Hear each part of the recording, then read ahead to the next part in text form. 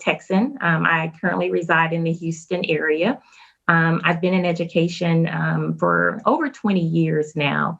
And I like to describe my journey as the traditional path, having served in the capacity of a classroom elementary teacher before transitioning into roles where I supported the development of colleagues or my peers who I taught side by side with.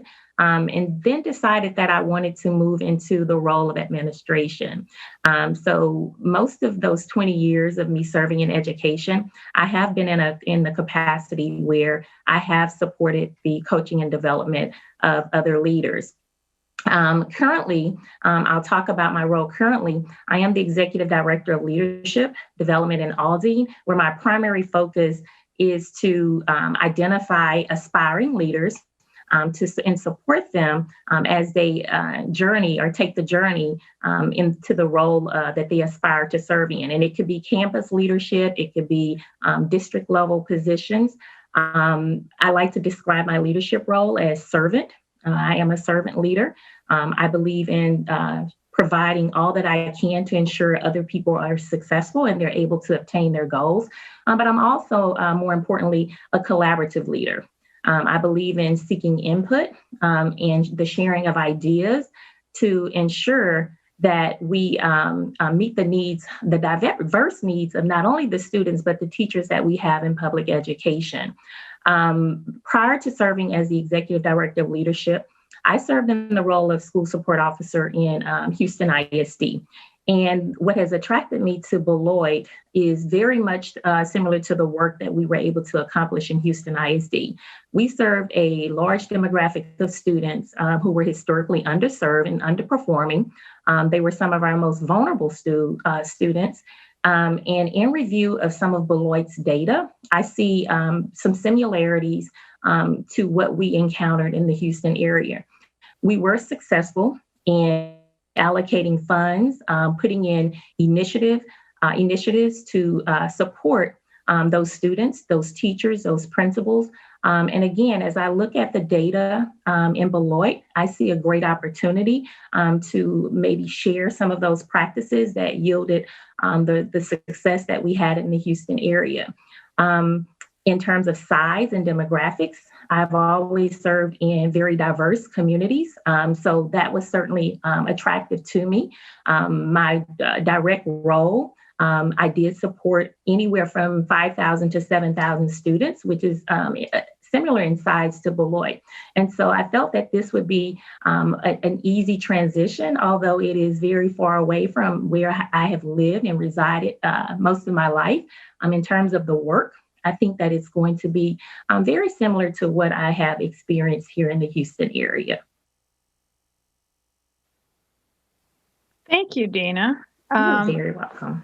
Now, I just want to remind people that their questions can be coming into the chat. I have one question right now we'll start with. It's kind of a long one, so bear with me. Okay. In recent years, teachers have been pushed to their limits in an increasingly hostile national climate where public education is devalued and teachers are scapegoats for societal problems. Not surprisingly, teacher retention has suffered as a result. Locally, Beloit has experienced these same challenges even before the pandemic made it worse. How can you, as superintendent, support our teachers and rebuild a sense of trust and confidence that has been lost over the last few years? I'm going to share what I have found to be successful in my work. One of the things that I mentioned during my introduction is I'm a servant leader first, and I'm also a collaborative leader. And what I found to be successful is allowing teachers to have a voice at the table, to allow them to have input in decisions that are being made, but also to share information with them regarding the limitations that we may have from a district standpoint, and trying to figure out how do we come together to continue to serve students by providing an education, but also not only the district meeting their needs, but them also having an understanding around what's expected of the district.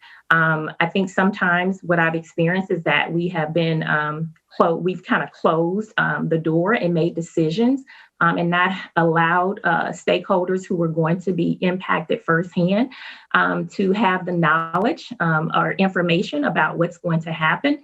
And they don't feel that their input is valued. They don't feel that their voices are heard. That doesn't necessarily mean that we're going to be, one side is going to be able to receive everything that they're asking for. But I feel that when we come together and allow all stakeholders input at the table, then we are able to make better decisions. In terms of retaining teachers, again, what we've done is we've allowed them to have a voice. We've created pathways for them to continue professional development. Depending on which pathway they decided that they wanted to go in, if they decided that they wanted to go into leadership roles, and we provided pipelines and pathways for them to accomplish that. If they wanted to remain in the classroom, we supported them with the professional development that they need in order to become a master teacher, and we leverage those skills and supports to maybe mentor teachers who were new to the profession. But more than anything, just being collaborative in allowing for teachers to have a voice at the table and being transparent regarding the information that we have and the decisions that have to be made, but seeking their input. And, like I said, that is what has worked for me in the past. And those are practices that I will carry wherever I am in public education. Thank you, Dana. Here's another question for you. Please tell us about a time when you faced a difficult and/or controversial decision. What was the outcome? Were you satisfied? And what, if anything, would you do differently in a similar situation? You need me to repeat that? Yes. Okay. Tell us about a time when you faced a difficult and/or controversial decision. What was the outcome? Were you satisfied? And what, if anything, would you do differently in a similar situation? That's a very good question. I have been faced with many difficult and controversial situations. And the one that I'll talk about is something that happened probably a year ago.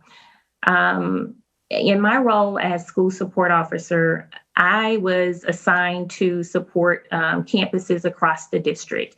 My daily schedule would have me participating in professional learning communities, having one-on-one conversations with principals, conducting instructional rounds, supporting, academics and the social and emotional needs of students. So typically, that's what my day entailed. However, on occasions, principals wanted me to participate in community events because they wanted community members to know who the district representation was, to ensure that the work that we were doing was going to benefit their students and just to entrust their students with us. Well, on this particular day, there was a faculty Christmas luncheon that was being held on one of the campuses. And I just happened to be on the campus and noticed that the entire staff was in the cafeteria. So I made my way to kind of sit. Students had been dismissed. It was an early dismissal day. We were getting ready for winter break. So I just happened to make my way to the cafeteria, and they were having award ceremonies where teachers were being awarded for various things that they may have accomplished during that first semester of the school year.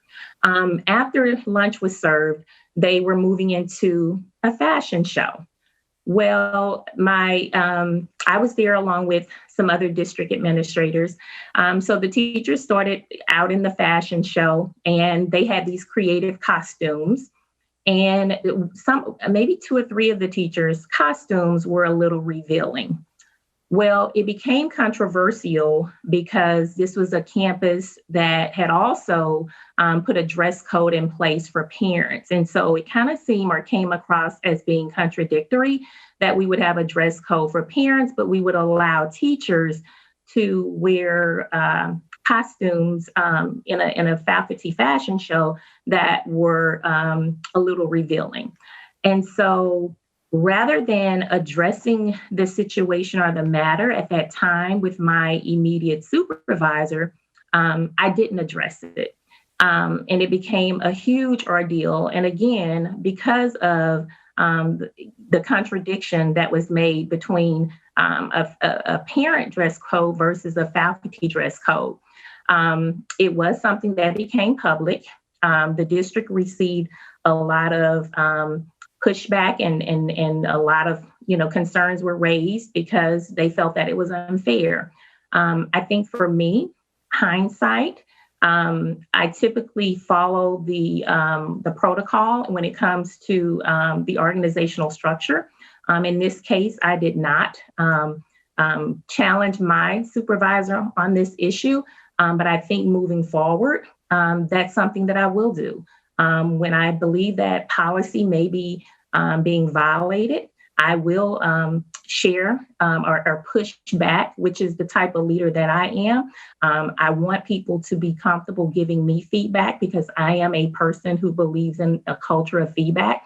And I think in that moment, I failed to provide feedback to my superior. And I think moving forward, I think, I'm going to always try to create an environment where people feel comfortable. And I'm going to take the initiative in the future to make sure that I'm willing to give that feedback. And so it was a very difficult situation in that I did not take the initiative to give my superior feedback. Which is something that I don't practice as a leader. I encourage anyone who directly reports to me or indirectly report to me to feel comfortable sharing feedback with me. Thank you, Dana. Okay, here's the next one. How do you plan to facilitate the development of the Board of Education into a functional body to help them decide how to act on the recommendations that you present in your work as superintendent? And so in terms of the board, I believe that the board will govern themselves accordingly. However, what I will encourage is that we participate in professional learning together. And so that we learn how to work as a team of 6 or 7, whatever the number is at that time. But my goal is to allow them to practice governance on their own. But to also engage or have them participate along with me in training so that we know how to work together as a team, especially being a new team.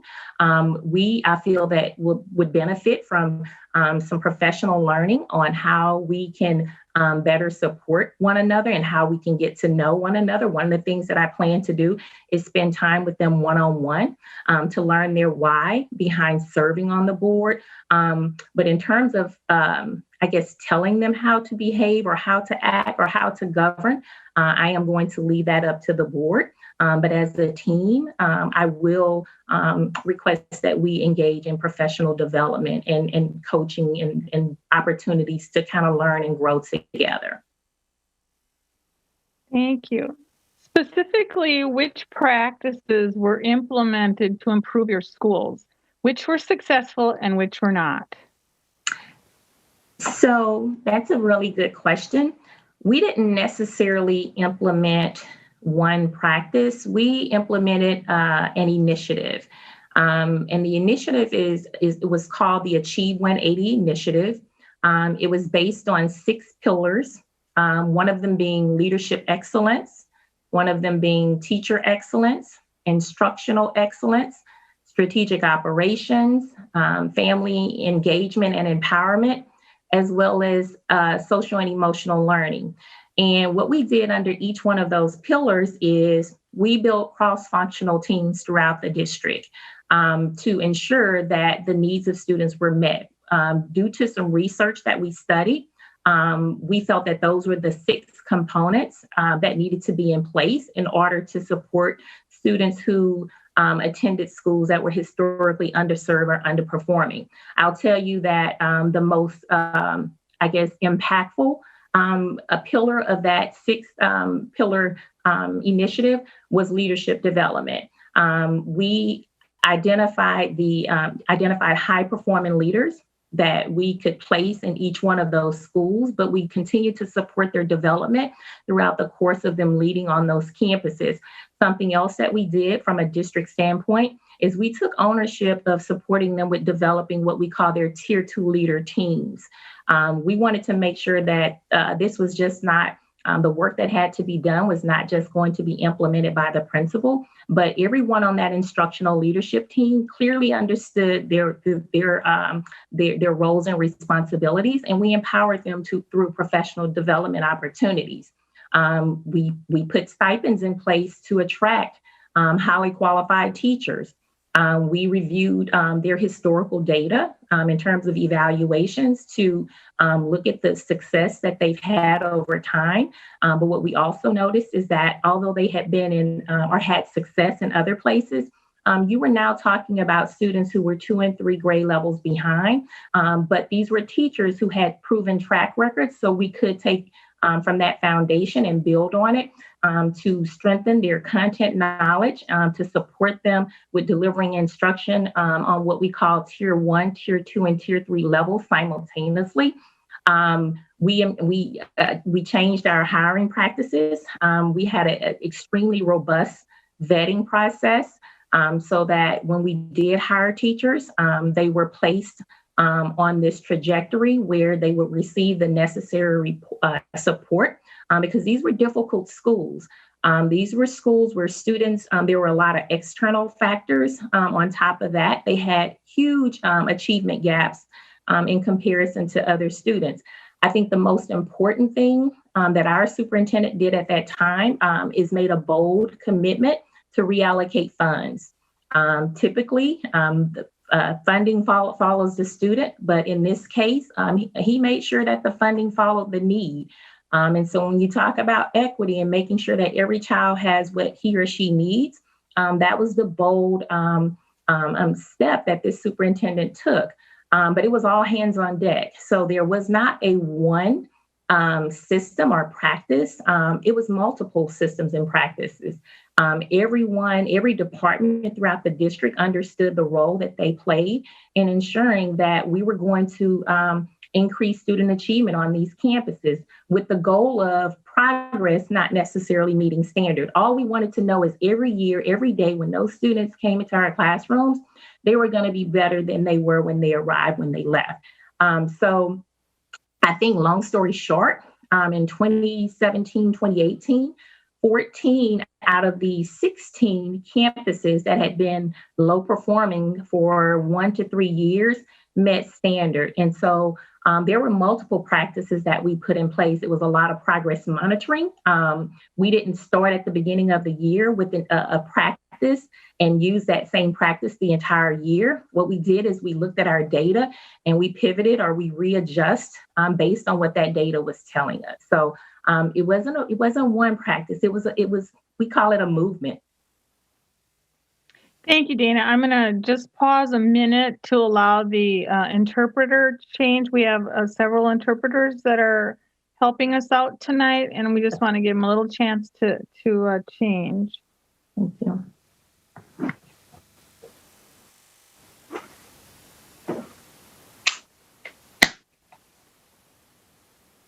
Okay. What strategies do you intend to use to keep the Board of Education informed about the work of the district administration and progress towards systems goals that are set?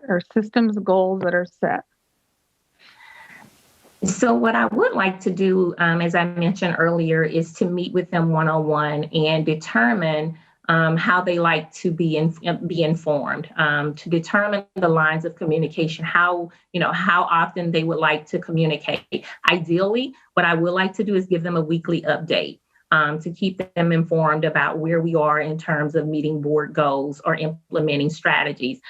So my goal is to first meet with them to determine their expectations around communications, or for us to agree on the best way to communicate. But at minimum, My goal is to keep them informed through a weekly update or a weekly newsletter to the board. Great.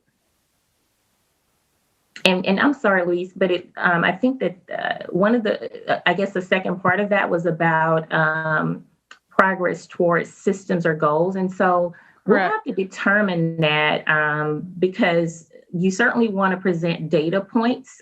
So the updates regarding certain systems may have to be aligned with dates that we're going to be able to capture various data points that we may be monitoring to ensure that we're on target to meet those goals.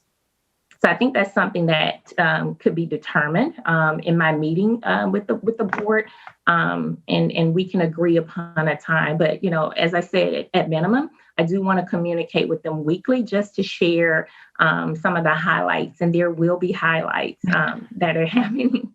So. Absolutely. There's always highlights in schools. Yes, and we want to celebrate small wins. That's right. That's right. I have a question. I have some backup questions if I don't have a lot in the chat, but here's one for you, Dana. Typically, professional people who come into a new community have to prove that they are trustworthy and competent. How are you going to gain this type of respect from the stakeholders and community members of Beloit? Thank you for that question. So I believe in cultivating relationships. I'm not really a tell me type of person. I'm a show me. And I think over time, my actions will align with what I say. And I just want to take time to build those relationships. And it's probably not going to be something that happens overnight. I plan to come in and listen. There's a lot that I am excited about learning. So I'm going to ask a lot of questions. But I'm also going to allow questions to be asked. I'm very approachable. I don't want people to feel that they can't come up and have an informal conversation with me. I can't promise always that I'm going to have a response, but I just want to take time to cultivate relationships. And I think over time, I think that's the best way for people to build trust and to get to know me and for me to get to know them.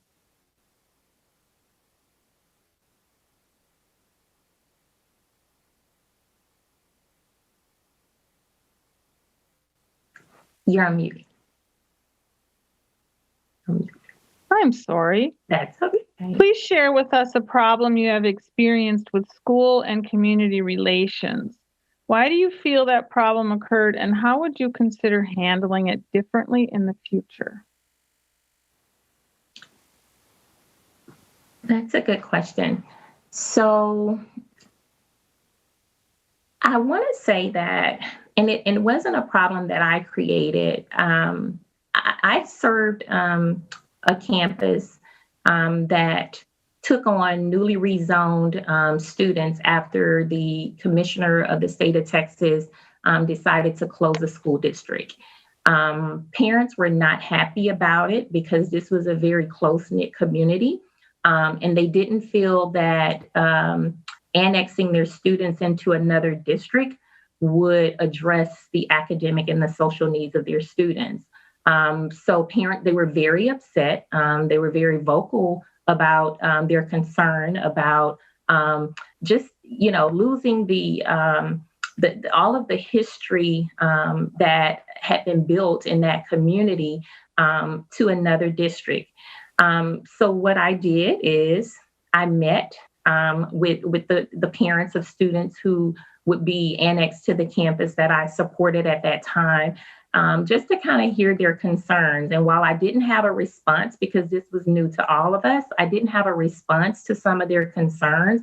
I also allowed them to give me suggestions to kind of help me think through what this transition could actually look like. Once we got to a place where I gained a little of their trust, I opened the doors up to the school to allow them an opportunity to visit, to see things that we had discussed or things that they had requested being implemented in the schools. Of course, some of them did not have an education background. So I had to explain the why behind a lot of the things that they may have observed throughout the building. I shared data with them to show them how we were making progress and that, reassured them that we are addressing the academic gaps. I had district representatives to come out to talk about the counseling at that time, support that we could provide students. So I think again, and I'll just go back again and say I'm huge on collaboration. I'm a listener. I like to hear people. And although I can't always promise to give someone everything that they're asking for, I do want them to understand that I'm going to take the information that they share with me and try to make the best decision with the team of people that we have to support whatever their concerns are. Excellent. Okay, you shared some very positive outcomes from the work you were a part of in Houston. Can you provide specific examples of the role you played in that success? Can you repeat the question for me? Sure. Sorry. You shared some very positive outcomes from the work you were a part of in Houston. Can you provide specific examples of the role you played in that success? Wow. Yes. So I share that my role then and my role is now to support the development of principals. One of the things that I want to do is to empower them and put them in a place where they can sustain without the support of someone else. Although I'm their coach, I want to build their capacity. I want them to feel comfortable. And it can be very scary when you take on the role of principalship. There are a lot of things that you may not be aware of. And so in my role, I served as the connector. I supported their development. I supported them with identifying district level resources to ensure that they were successful. When needed, the role that I played was observing them. I observed them with leading their leadership teams. We collaborated on data or evidence that I collected during those observations, and we talked about how can we improve your leadership style so that you can continue to build capacity in the people that you lead. I observed them in various settings. I observed them in community meetings, and I would just take notes, and then we would share that data and talk about how do we get better from there. I have pulled small groups. I have led professional learning communities. I have taught classes. So I played a very hands-on role because what we weren't going to do is lose students on our watch. So initially, what I do is try to coach from the sideline, build the capacity, empower, provide the resources, support with identifying the resources. And then I use a gradual release approach. I start to let them, branch off on their own, but I'm right there because what I don't want to happen is for our principals not to be successful and we miss the opportunity to support the development of students. So in some cases, I was very hands-on. In some cases, I could stand back and just coach from the sideline and cheer our principals on. Same thing with cross-functional teams. I had to be aware of the supports that were provided through every department in the district and how those supports needed to be, deployed to the campus.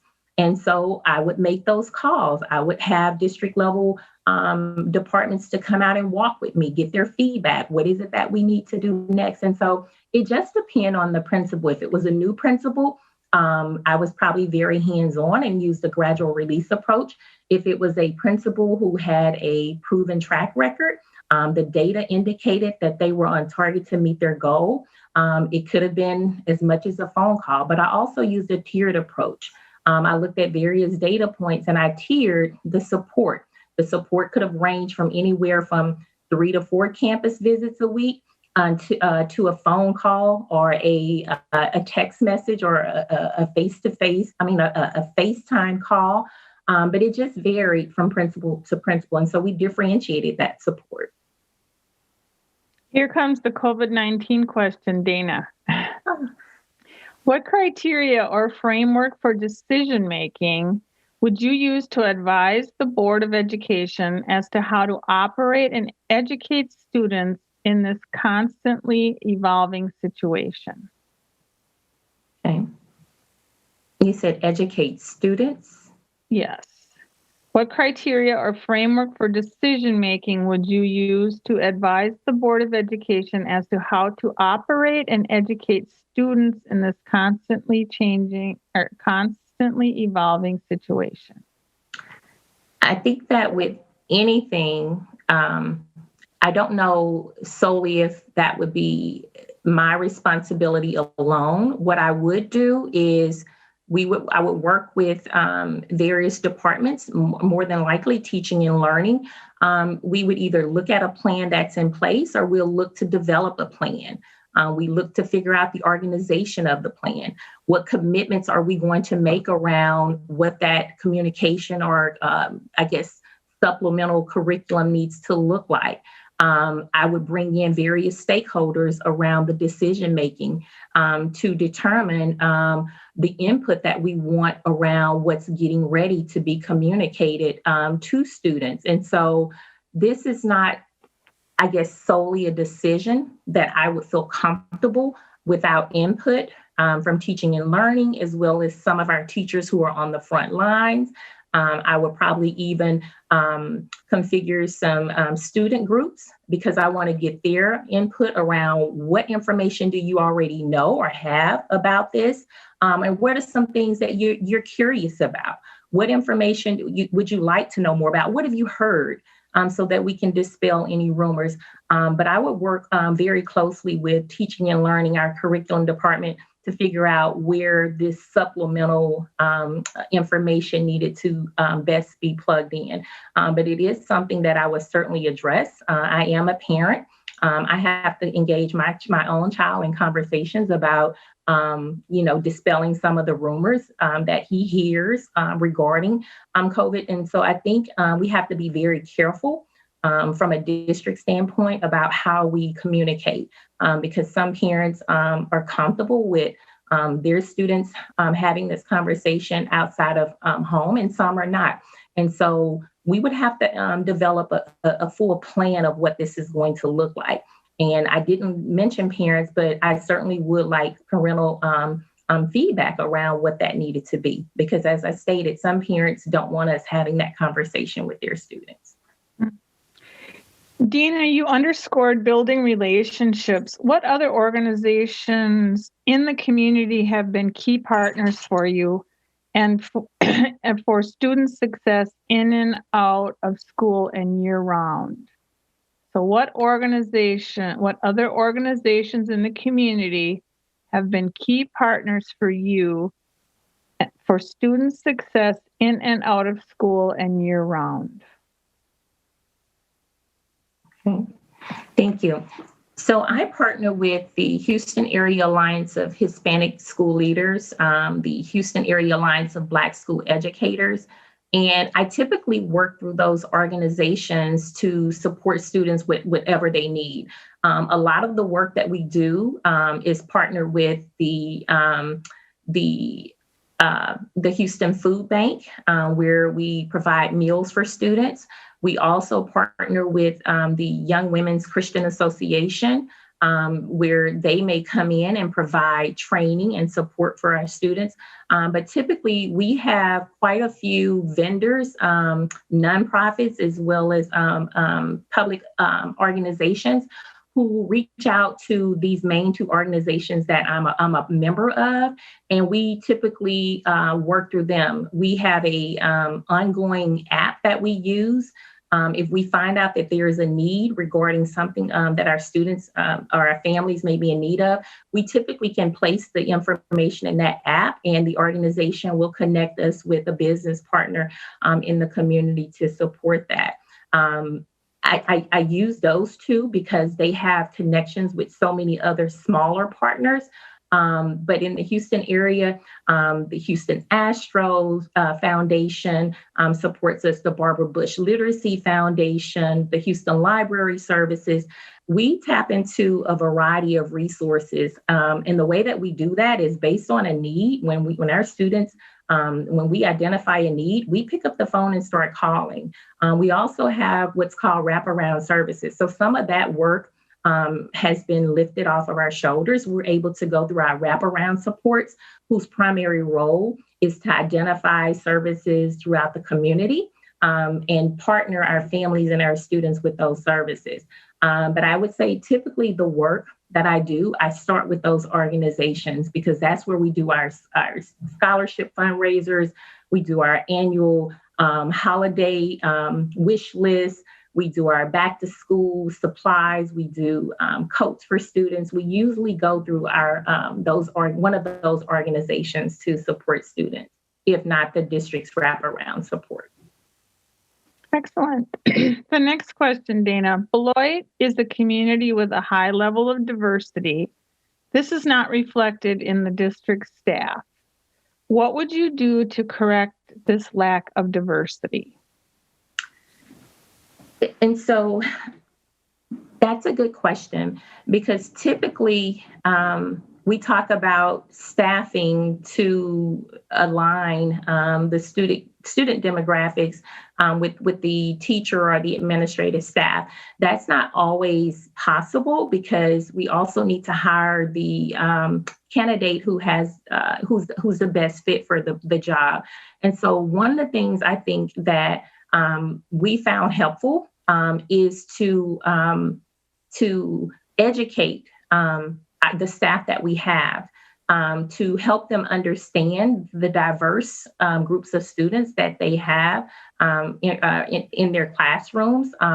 We certainly try to recruit. Most recently, we looked at our data and we realized that we have a very low number of Latino administrators in our district. And so we've opened up a pipeline to kind of support the development.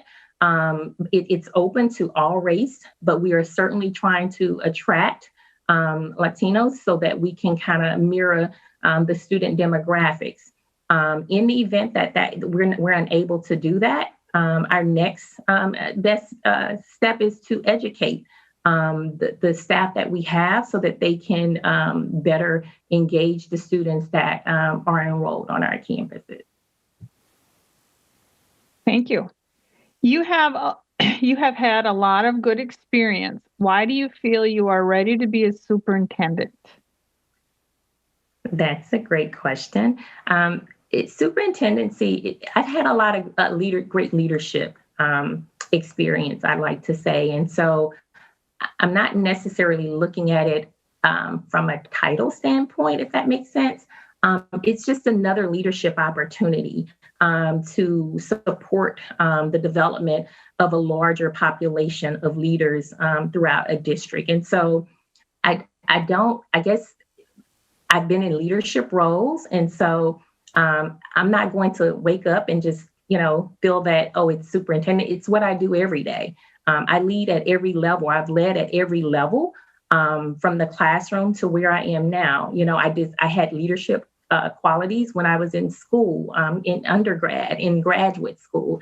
And I believe that that's what we do. We build leaders. And so I don't necessarily think about the superintendent title. I just think that it's another opportunity to demonstrate my leadership abilities, to support the development of others, because that's what I believe leadership is all about. Great. We need 1 minute to change the interpreter, and they'll let us know when we're ready. Everybody can get a drink, stand up and stretch.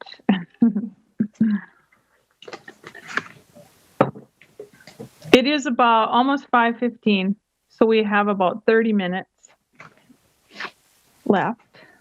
Okay.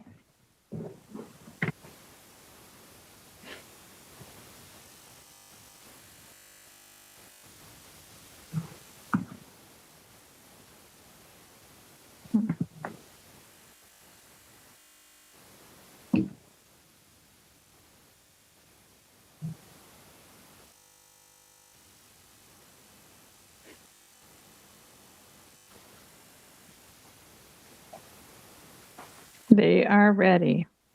Okay. A question I'll take from my list. What proactive steps have you taken in your current position to examine the equity practices of your district?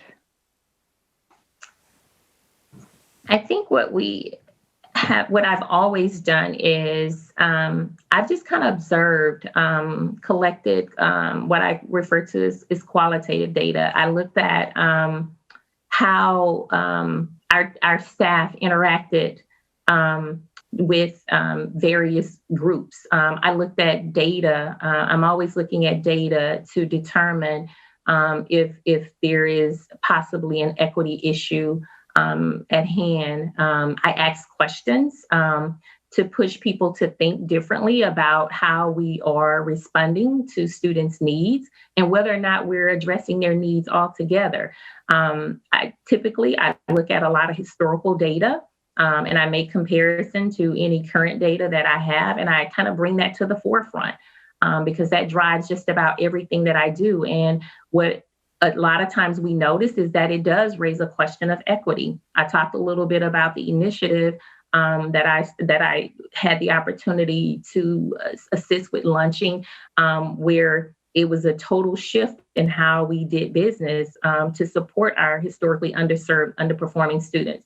Although I did not recognize that there was an equity issue there, I have learned to pay very close attention to not only qualitative but quantitative data to make sure that we're taking advantage or full opportunity to address any gaps that we may notice in schools. And so I think in terms of being proactive, I am constantly looking at data just to kind of question, to keep that at the forefront. Are we doing what's best for every student and not doing a one size fit all?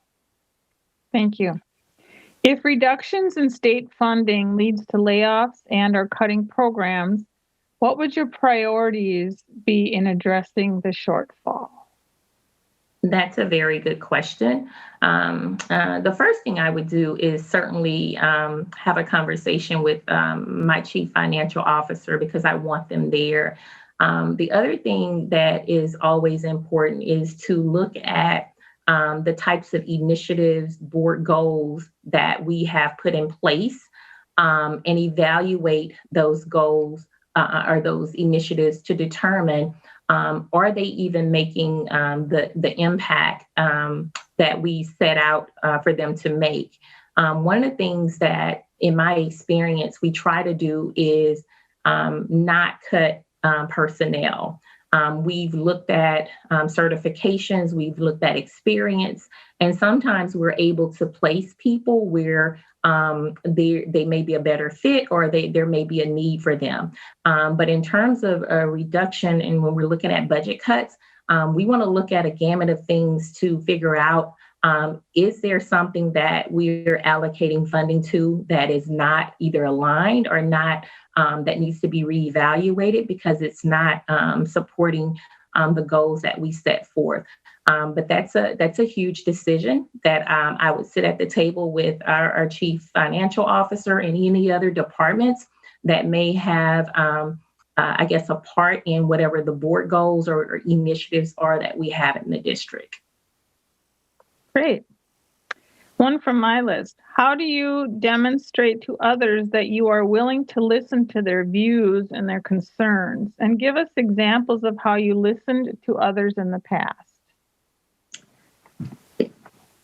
Thank you for that question. And so I mentioned that I'm very personable. And sometimes people may be a little fearful of approaching you. And so once that ice is broken, I may have to initiate the conversation.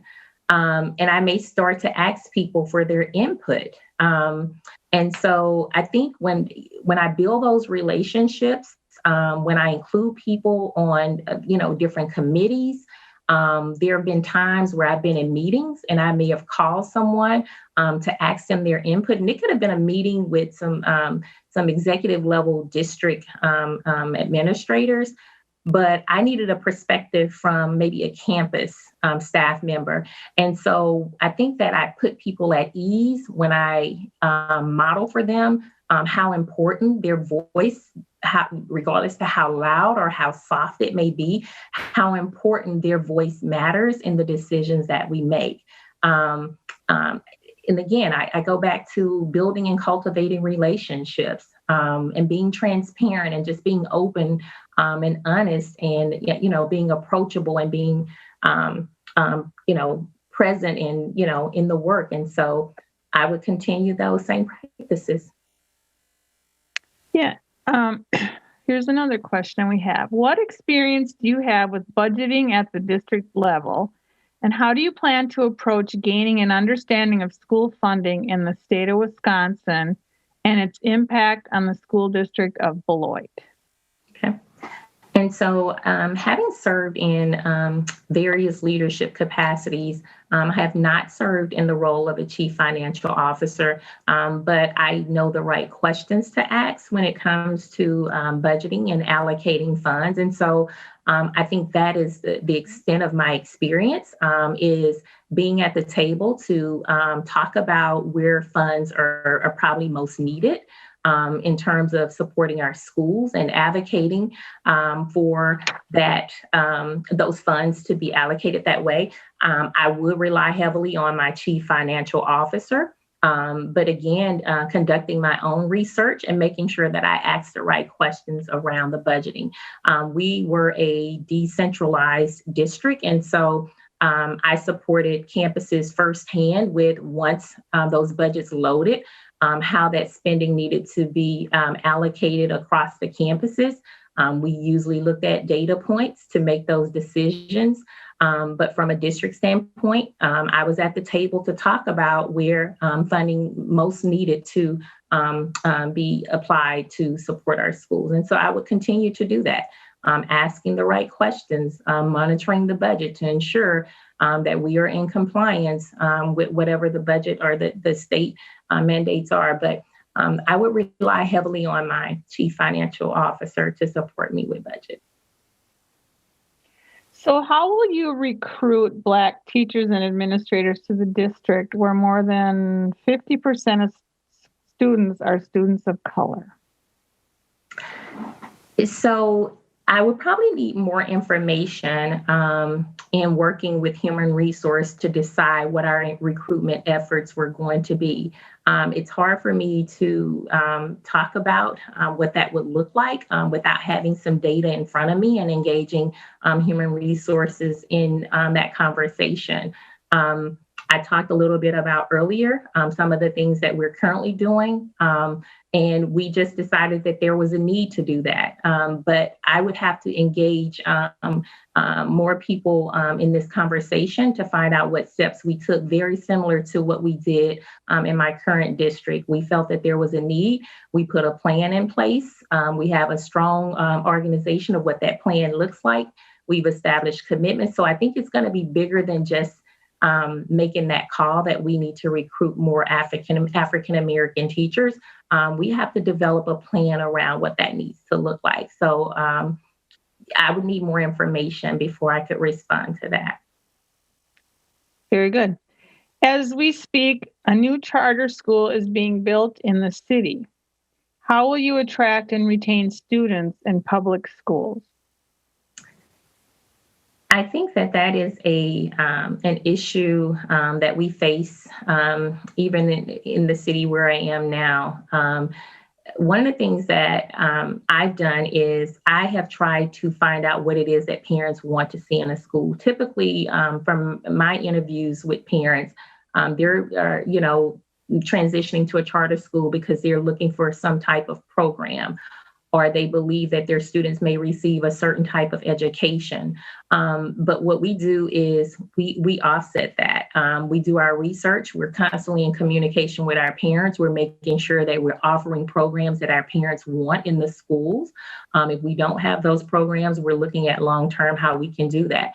But I think that when you are in competition, with the charter school, you have to be in touch with your community to find out what it is that you need to do to maintain your most prized customers.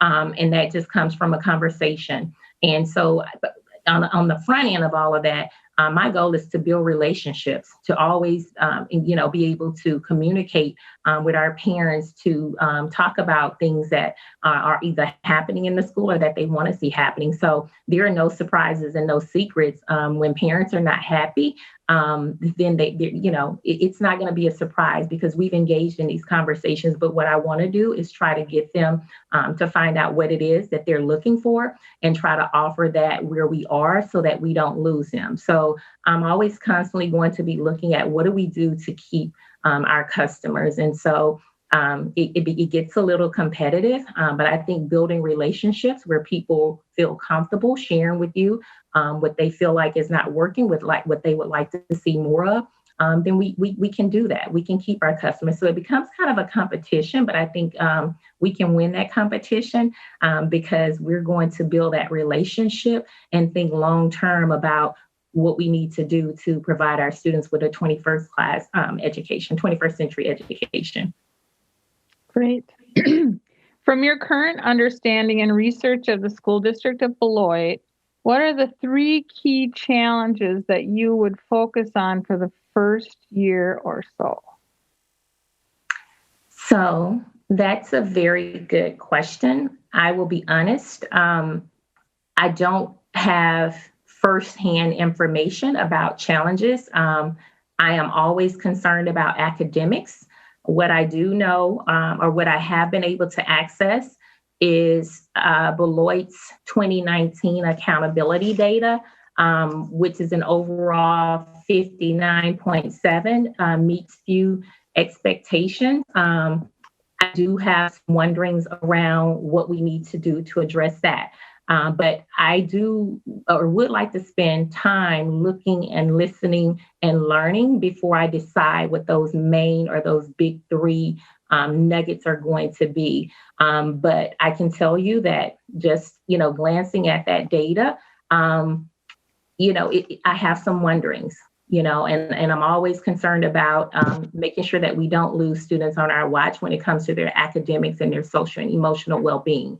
But again, I want to spend time listening and learning before I make a decision around 3 big nuggets. Thank you, Danny. Another question from my list. Discuss the relationship between instructional improvement, teacher evaluation, and staff development. Okay. Instructional improvement, teacher evaluation, and staff development. And so in my experience, what I have noticed, first of all, we have to have an evaluation system or tool that we clearly understand how to use or implement. So if we have this evaluation tool, then we can identify where the instructional gaps are happening, and we can target our professional development around that. So what that looks like is from a campus standpoint, if I'm a principal, I am going to use whatever evaluation tool to determine strengths and weaknesses for my teachers. I may address some of those strengths or those weaknesses during on the spot or during professional learning communities, or depending on how great of a need, if I'm seeing trends across the campus, then that gives me data to indicate that this is probably something that all of my teachers struggle with. And so we're going to use a professional development day to really hone in on this particular strategy or instructional practice. Also looking at historical data to drive what those professional development practices are. But I think the evaluation tool is a good way to monitor instruction. There's a piece in that question that was left off because the only way we can monitor or measure instruction is through students producing some evidence that they learned. And so the tool would actually be used to help me determine what supports our teachers needed that are differentiated or that are going to be school-wide. And that will pretty much drive our professional development decisions. Great.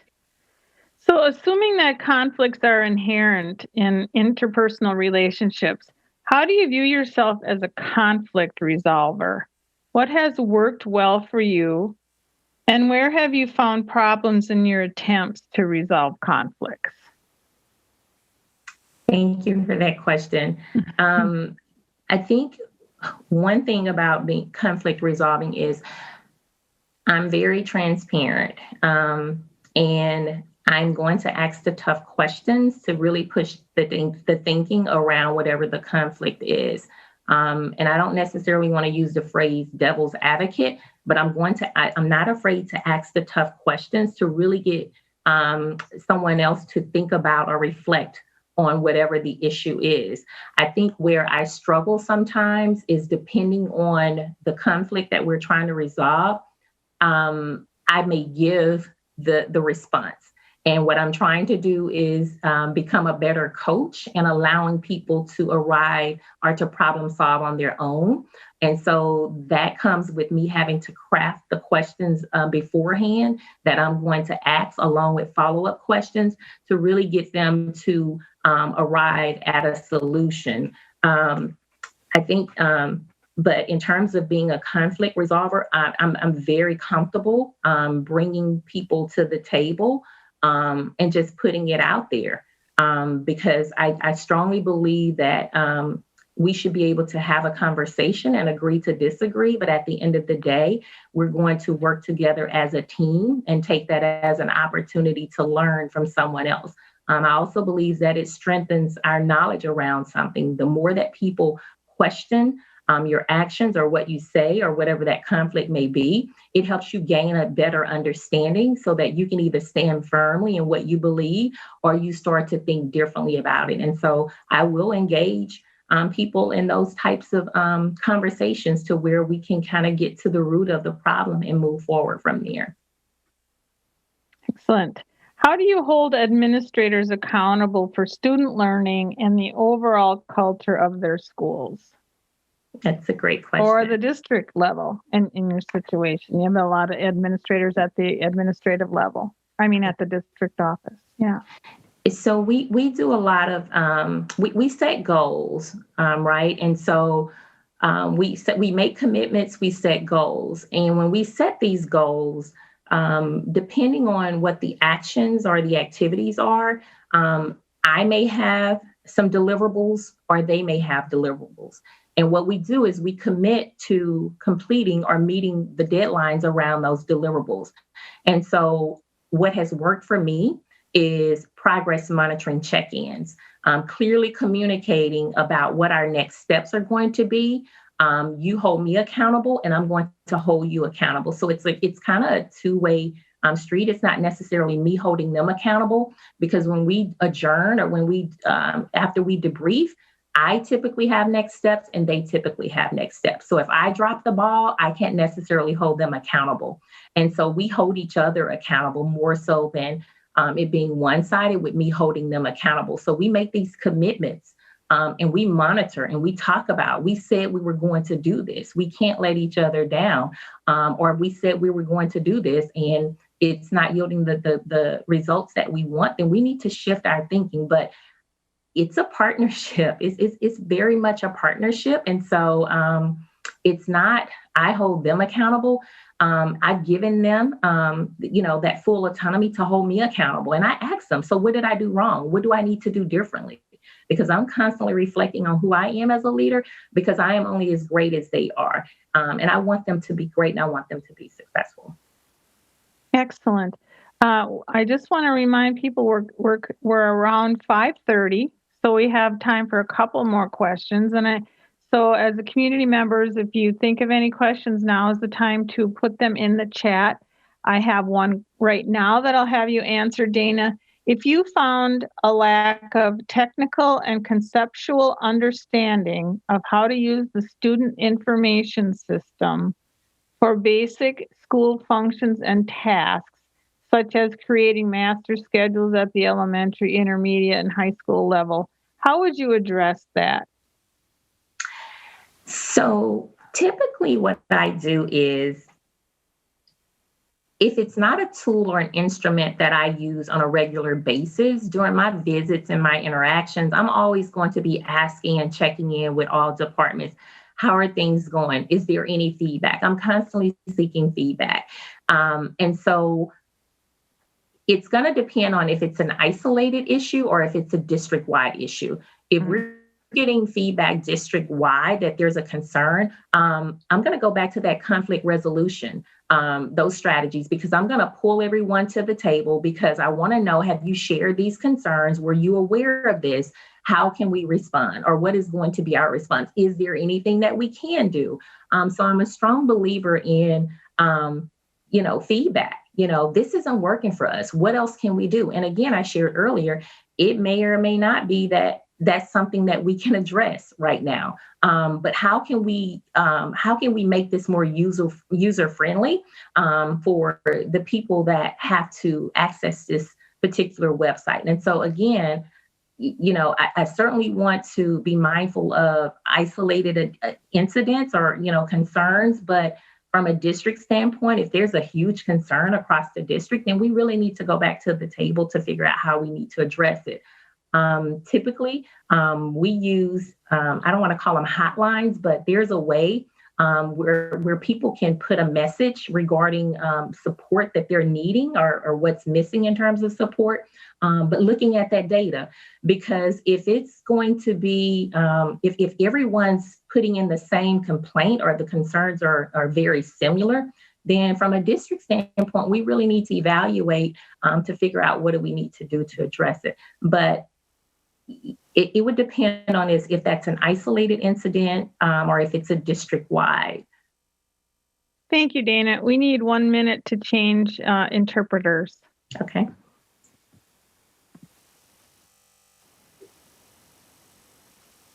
While we're doing that, I just want to remind our participants that there is a link in the top of the chat, and maybe I'll just send it again. That is a link to a survey where you can provide the board feedback on all three of the candidates. So I think we're ready to go, and I have another question for you, Dana. Okay. Most discussions include a wide variety of opinions around student discipline. What theories, expectations, or behavior models do you bring with you that you think are most successful for a district such as Beloit? Okay, thank you. And so a wide variety of opinions around student discipline.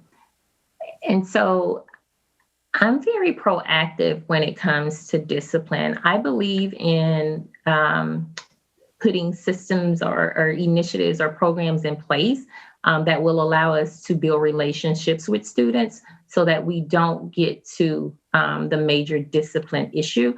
And so I don't know that there's necessarily, I don't have an opinion about student discipline, but when I've encountered student discipline issues or concerns, there was either a gap in the relationship between the student and whoever may have reported the student's behavior. There have been a lack of systems that we've had in place to really address whatever the student's needs may have been at that time. I think that sometimes we've missed opportunities to diagnose some things that might be going on with the student. And so I would need more information around this question because I'm not really sure what's being asked. I don't necessarily have any theories. I do in terms of expectations. I believe that we need to have systems in place so that we know how to respond when students act out. We need to make sure that we have a clear code of conduct system in place so that we know when this happens, how do we respond or how do we even put systems in place to be proactive? And so I have not, and I keep looking over at the question. Restorative practices are things that I've used. I've used strategies from Teach Like a Champion, Doug Lamo. So It depends, again, if this is a school-wide system or is it an isolated grade level issue. I think it would just depend. Are we experiencing discipline problems across the district? Or is it that we need to do some things to build a culture around a school? And typically, from my experience, that meant that we just needed to tighten up on our systems, and we had to have things in place, bell to bell, to be proactive so that we did not leave students idle in time to be off task. And so I would love to talk more about that, but I'd have to have maybe some specifics around what this looks like. I would like to observe the campus. I'd like to see what types of systems in place. Are teachers at the door for threshold, making students feel comfortable or welcome? Like, there are so many things that I would need to look at to determine what approach we would take. So we have just a few minutes. And another question about what about Beloit drew you to Beloit? I knew you talked about that in the beginning, but maybe not all people were on site or on on the Zoom call at that time. So why don't you go ahead and tell us again what drew you to Beloit? Thank you. So I talked a little bit about definitely the sides. In my current role, in my former role, I supervised an area of schools anywhere from 5 to maybe 7 or 8,000 students, depending on my assignment for that year. And so as I aspired to transition into this role, size was definitely a factor for me. Beloit is a very diverse community, very similar to what I'm accustomed to serving in now. So that was certainly a factor for me. I shared a little bit about some of the data that I've been able to access. And I noticed some of the data, the trends in the data reflect the data for schools that I've had the opportunity to serve. And so those are things that I looked at in terms of Beloit. Definitely demographics, opportunity in terms of, what we can do to close the achievement gaps, and then the sides. Very good. Very good. We have about 5 minutes. Is there any, so I just had a question here. Did you say we leave feedback somewhere in Zoom? The channel there, the link is in the chat. Thank you. It should be in the beginning and at the end. Dana, as we finish up, why don't you tell us why you feel that you would be the best candidate for Beloit as their new superintendent? Thank you for that opportunity. And that is a great question. I think that in terms of the work that I've done, I've served schools, as I repeated, with similar demographics. I've had success with increasing student achievement, developing and empowering school leaders. And I mentioned earlier, it's not about me. It's not about having the title of superintendent. I want to go where I can make a difference. And I believe Beloit to be that community. I believe that what I've learned in terms of the research, I believe that I can bring the excitement and the passion to Beloit that our teachers, our community need, so that we can support our students with doing anything or everything that they feel that they want to do in life. I will work tirelessly to support everyone that I come in contact with. I'm a little competitive, just a little. I believe in sharing practices and helping everybody, but I believe that there's an opportunity for Beloit to move away from this 59.7, and I would love to be in the trenches when that opportunity comes to fruition. I'd love to see our teachers on the front line sharing all the work that they've poured into the accomplishments that Beloit certainly has within their reach. And so Again, just the opportunities. I know, based on what I've read, the community has been through a lot. It's time to strap on our boots and show everyone what Beloit is really about. And again, I just want to be a part of that work when it happens. Thank you very much, Dana, for your time this evening, and thanks to our community members. As we're going to have two more after this, we'll take about a 5-minute break. You have until midnight on January 28th to complete the form with the link that's in the chat. And the board will be reviewing all this information from the input forms as part of their deliberation. So I really appreciate your time, Dana. Great job. And we make this virtual environment work, don't we? So you take care and best of luck. Okay. Thank you. Bye-bye. Bye-bye.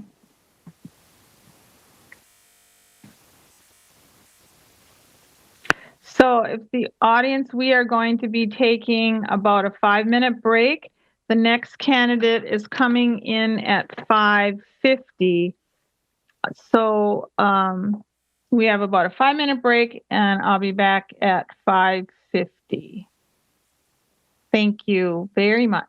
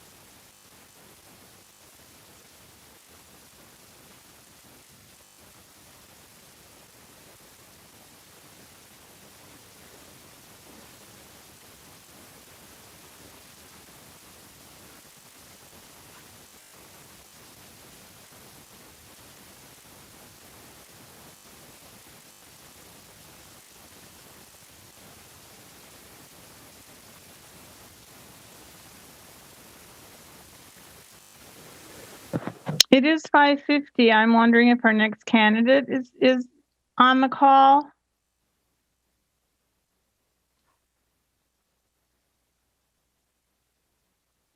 Hello?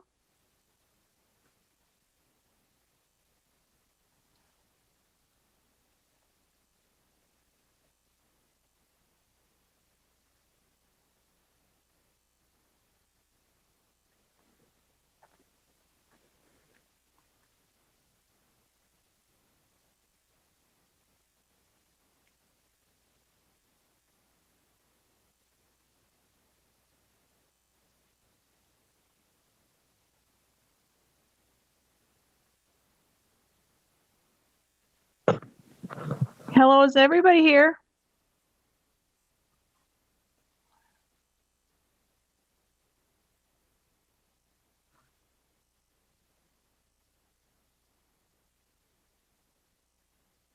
Great. Thank you, Sean. I really appreciate that. Because I'm not seeing our and Sean can hear me. That's great. I'm looking for our next candidate.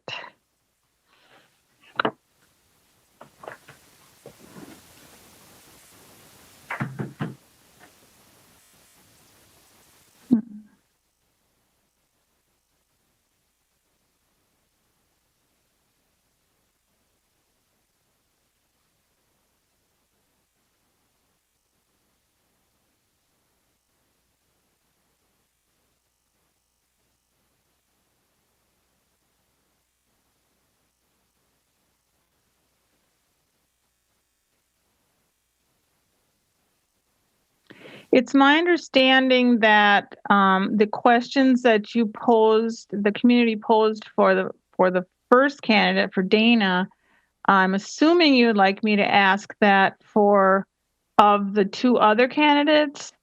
You certainly can add other questions that come to mind from their answers, but if you want to let me know for one way or the other, if you do not want your and okay, yes, they do want to ask the same questions. At least this person does. So that's excellent. Okay.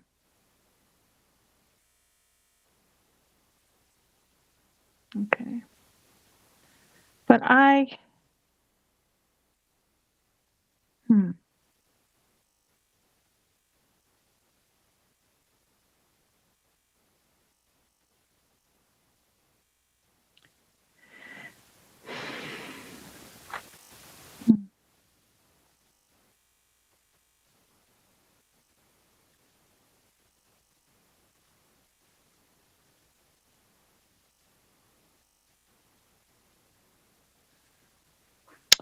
oh, I see Lorenzo is here, connecting to audio. Great.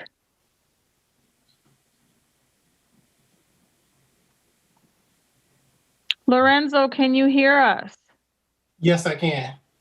Thank you very much. And welcome to our Zoom call. I'm just going to go over a couple housekeeping things and then we'll get started. For those of you that have just joined us, if you have, we are asking questions of the candidates and you can put your questions in the chat. I am going to repeat some of the questions that were asked to the first candidate. But Lorenzo, before we start out doing that, what we'd like to hear from you is your and by the way, do you have camera access so we can see your face? You have to. It's saying I can't start the video because the host hasn't stopped it. Well, really? Yeah, it happened to me. Oh no! So then I'm going to make you a co-host. Yes. All right. Dan left, so you should be able. There you are. Thank you. No problem. Sorry about that. It's okay. Okay. Well, Lorenzo, what we'd like to have you do is start out telling us about your educational leadership Mhm. and your experiences, and then why you're interested in this position in Beloit. Okay. So All you right. can just go forward and the people are on. I know it's a little challenging because you can't see a lot of faces, Right. I can't but see any at all. I'm just trying to make yeah. sure I get the chat picked up. Okay. All right. All right. So good evening, everyone. It is definitely a pleasure to be here tonight to speak with you in regards to your opening in School District of Beloit. My name is Lorenzo Russell, and I am originally from Chicago, Illinois, born and raised where I am a product of my parents who are both alive in Chicago, um, waiting for me to come back closer to home. So I'll start there. So my 23-year journey in education actually began when I was a classroom teacher in Chicago. I taught for 5 years at the K-8 level, and I've taught grades 3rd through 8th. Part of that teaching experience taught me to be a teacher leader. And of course, I wanted to just continue on to make larger impacts for the students that were before me. Had the opportunity to go on into administration, where I began as an assistant principal at the K-8 level, a principal at the K-8 level as well for a number of years, and then transitioned into a position that's called Deputy Chief of Schools, where I was the manager of 35 schools, 31 K-8 schools, and four high schools. Currently, I'm in Cleveland, Ohio, and I serve as the area superintendent for the 15 high schools that are a part of new and innovative high schools. And what that means is that I came here to open up new high schools and new programs. So each of the schools have a theme and an academic focus that is different, unlike our non-traditional high schools. So an example of that would be I have schools that are connected to hospitals where students get their academic experience as well as their field experience in the hospital. I have art schools. I have a science and nature school. So those would be some examples of that. My journey started because of the success that I had at the leadership level from a principal's perspective. I had the fortunate opportunity to rally around and build relationships with school teams that allowed us to really focus on social emotional needs of our students. We wanted to make sure that while we were actually providing them with a narrative that was different than what they were used to because they were in the inner city parts of Chicago, we also wanted to make sure that we were providing them with the necessary literacy and math skills that was going to result into student growth and achievement. So part of my success that led me to start to get to the central office level was that I put a significant impact on making sure that I was helping develop other leaders. I had used my experience of being able to create a team of individuals who were very passionate about making sure that students were successful, but I was also passionate about making sure that teachers were successful. So teacher leaders were being developed from my leadership, but then also those individuals, we were actually finding ways to be able to build capacity and collaborate with our parents as well as our community partners, because we thought that it was important to be able to engage all stakeholders in our educational process. So being in Cleveland, I've had some great experience of being able to continue on and being able to find key ways to be able to improve student achievement. That is also a way in which it was being done, is to be able to partner with stakeholders, because it was a great opportunity to make sure that we provided space and seats for parents to be able to feel comfortable about sending their students to a high-performing school. So we created opportunities for high design school principals, as well as a portrait graduate of our profile graduate of a student, we wanted to make sure that we engaged in an opportunity to be able to say, what is it that we expect our students to do? And what are the type of experiences that we want to expose them to academically, socially, and emotionally? We wanted to make sure that all of this was being done in conjunction with the school goals. And we were making sure that our priorities were set so that we can actually empower others to be able to be a part of this learning process. As the area superintendent, I also had the opportunity to be able to connect and network with other school districts because I'm very competitive and I wanted to make sure that if another school district was doing it, then I wanted to do it as well. So you asked me the question about why am I interested in the position in Beloit? And I'll start by saying that I know and I understand that the district has gone through some changes in terms of leadership. But when I look at the information that I've had an opportunity to review, I still see opportunity. And so Beloit is a very small, diverse neighborhood, and it allows me to be able to get to know the community and also to be able to build a strong team.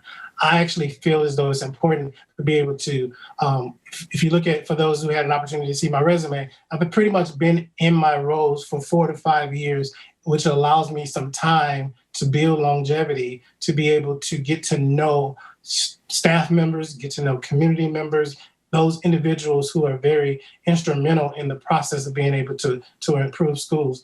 But I thought it's important that I think about you guys, there's such an opportunity to be able to change the academic performance for our students. There's many opportunities. You guys are right in the phase of being able to make a commitment to equity and to really being able to make sure that we actually put a focus on decreasing and eliminating the achievement and opportunity gaps that exist. You guys are phasing out on a strategic plan where there's opportunity to be able to revamp it and to maybe add on and to get some additional voices to ensure that we have some clear goals, some measurable outcomes so that we can actually improve overall as a district. Another part of the question, the first question was about like my journey in terms of my educational experience. I think it's important for me to also share with you real quick in my last few minutes about my core beliefs. My core beliefs as a leader have been the thing that allows me to be successful, and it's why I get up and do the work that I do every day. And so the first one is about transparency. I believe that it's very important to build trust and to be able to be transparent in building relationships.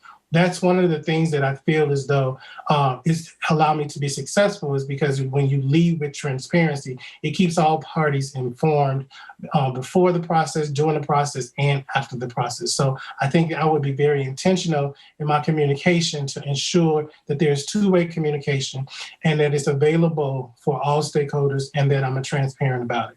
Another part of my core beliefs as a leader is making sure that when we are doing decisions, we're doing them in the best interest of our kids. So did the decision that we make, is it going to hinder kids or is it going to help kids? So I want to make sure that we have student-centered decision-making within the process in which we lead as a leader.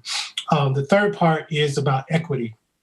I don't want equity to be just a word that we actually just throw out there because everybody, it's the new buzzword. But are our practices, are the actions that we put in place leading to a place that's going to allow us to be able to know that we're actually valuing and challenging and exposing our kids to high quality instruction, making sure that everyone has access and that we are approaching things from an equity lens. I'll talk more a little bit about that later on, but I think that our learning communities must be equitable and they must be viable so that we make sure that we are able to celebrate diversity and incorporate cultural relevancy within the actions in which we work as a district. The fourth piece of my core beliefs is around collaboration.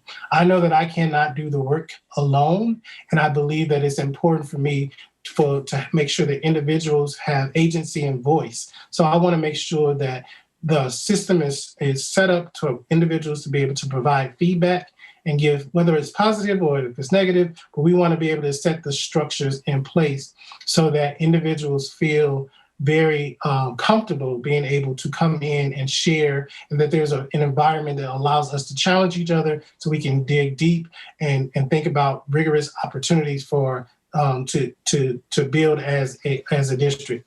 And once we develop that once we develop that collaboration, then the last thing part of my core beliefs is centered around continuous improvement. We know that over time, it takes time to actually build. So we have to make sure that we set our priorities and we're constantly following along, progress monitoring to ensure that we are paying attention to the right priorities, and we are establishing experiences that's going to allow us to be able to challenge each other through critical and complex problems, and being able to empower our educators to be a part of that process, and that we're doing that and we're monitoring it along the way. I think I hit the 10 minutes. I think you did. Thank you very much. And we have to switch an interpreter right now, so we just need a minute. So if you want to get a drink, and then we'll start with the questions from the attendees. Thank you. Mm-hmm.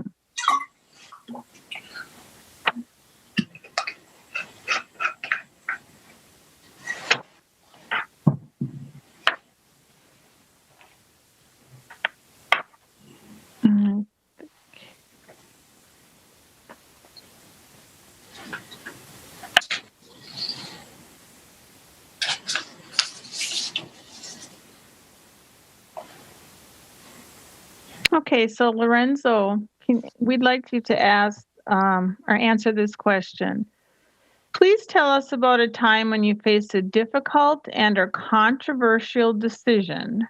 What was the outcome? Were you satisfied? And what, if anything, would you do differently in a similar situation? Okay, do you mind asking the question one more time, please? Sure. Tell us about a time when you faced a difficult and or controversial decision. What was the outcome? Were you satisfied? And what, if anything, would you do differently in a similar situation? Okay.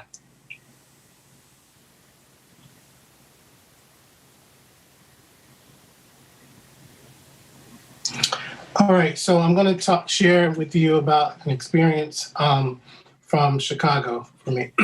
So in Chicago, I, as the area deputy chief of schools, I'm sure many of you may have heard about the time we closed 50 schools. And so we closed 50 schools due to various reasons, from academic performance of a school, the aesthetics of a school, or the enrollment, or a dangerous situation. 11 of those schools were mine. And so a part of the process as the leader of that particular area was that we had to engage the stakeholders. And we had to engage them along the way. So we had several meetings where parents, staff, students, community members could come and speak about the particular school and tell us why we shouldn't close it. Kind of similar to a board meeting where you're giving public comment, if you will. This was around the time that Chicago Public Schools had a lot of changes from a CEO, superintendent as well. And so we had a lot of individuals transitioning in central office. They had given us our protocol and had given us our script and told us what we were supposed to do at that particular meeting. One day, one of my meetings was scheduled, and I was headed to the meeting, and I was actually told to not do the script. They told me, no, don't do the script for this school. And I tried to question and ask, like, why am I not doing the script when I've already done that? Mind you, I had 11 schools that I already had to do the same thing. Well, Apparently, someone had given them directions to tell me not to do the script, but I chose. So the thing that I did was I chose to do the script. The reason that I chose to do the script is because I wanted to be fair and consistent with the process. This was a process that we agreed upon as a team that we would do. It had been vetted, and we all individuals was following the same protocol and processes. I took a stance on the fact that we needed to be consistent. Our district had already experienced, again, a lot of changes. So I wanted to be fair to the stakeholders that took the time out of their schedules to actually come to this meeting. And I wanted to make sure that if there was someone had been to another meeting, that they saw me act and perform in the same way which I was expected to do. So the challenge for me within that situation was to make the decision on whether or not I was going to listen to this new individual who has just been on the job for about 2 weeks or so, or to actually take a stance and say, I'm going to follow and be consistent and fair to the families. The reason I wanted to be fair to the families, because there were a lot of emotions that were associated with closing the school. So you had grandparents who were coming up, giving their voice, giving their opinions about why we should close. And regardless, we had already set the stage to say why we were closing schools. This process allowed people to provide input, and I think that input is important.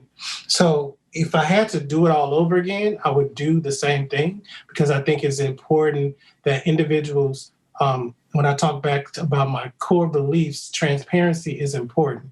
And so when you're leading as a leader, people look up to you and they're expecting you to actually show up and be real. They expect you to be compassionate about the situation. Again, I'm telling you, principals, teachers, alumni, students, reading letters, crying in tears. I had already gone through an emotional roller coaster myself. So how dare am I going to change because someone wanted me to flip the script because of this prestigious school, if you will. So I said all that to say that I think it's important to have consistency and transparency when you're leading a district. Thank you, Lorenzo. You're welcome. How do you plan to facilitate the development of the Board of Education into a functional body to help them decide how to act on recommendations that you present in your work as superintendent? Okay. So then the last group, can you just read that again for me, please? Sure. How do you plan to facilitate the development of the Board of Education into a functional body to help them decide how to act on the recommendations that you present in your work as superintendent? Okay, thank you. So building relationships with the board is very critical. As a new superintendent, it is important for me to come in, make sure that I take the time to build relationships with board members as individually and collectively. We are going to be a team of 8 that is going to make sure that we're going to be spending a lot of time together. So therefore, it's important for us to get to know one another, but also learn together. So I would like to create the structures that's going to allow us to be able to do team building, learning, and retreating together, so that when we function as a team. There are several professional development opportunities for the superintendent and the school board to work collaboratively together. I do know that the board has already partnered with different organizations and help with, like, for example, with goal setting and getting things of that nature. So I would just want to continue to build upon what has already been established as a board, but I would want to make sure that we are functioning as a team. And I think it's important for us to get to know each other first, so that we can then build relationships and create our cadence of how we will go out and to the public. The board's role is to make sure that they're advocates and champions for the community. My role will be to lead the district and to follow along with the board's vision for our goals and our mission that we have set forth, and making sure that we're actually doing that. So I want to make sure that roles and responsibilities are established and clear, but then also that we hold each other accountable to the commitments that we set as a team. Thank you. Mhm. Specifically, which practices were implemented to improve your schools? Which were successful and which were not? Okay.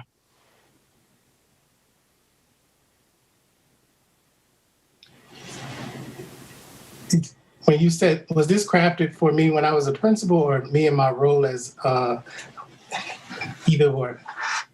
I would say either one. Okay. All right, just wanted to make sure. So if I can, I actually like to land to speak about both. So I'll talk about when I was a principal. So when I was a principal, I had the fortunate opportunity to be able to I was led by an individual who believed that in data. So we looked at data to be able to make decisions. So it wasn't just about per se the state test, but we were also looking at formative assessments as well to be able to just know how our students were performing. That's our role as a leader. I was able to take that aspect of being able to look at school-wide data and then being able to narrow it down specifically to teachers, then students, and then coming up with intervention plans. As in each of my roles that I've been in as a leader, I've taken on that same approach to being able to build teams, giving them the opportunity to look at data and look at quantitative and qualitative data that would allow us to be able to ask each other questions, challenge each other, so that we actually can get a full picture of the situation that we're dealing with. From that, being able to do item analysis and being able to look at standards and looking specifically in terms of what was working, the root causes, those things allowed us to be able to put actionable plans in place once we were able to diagnose what the situation was in terms of that.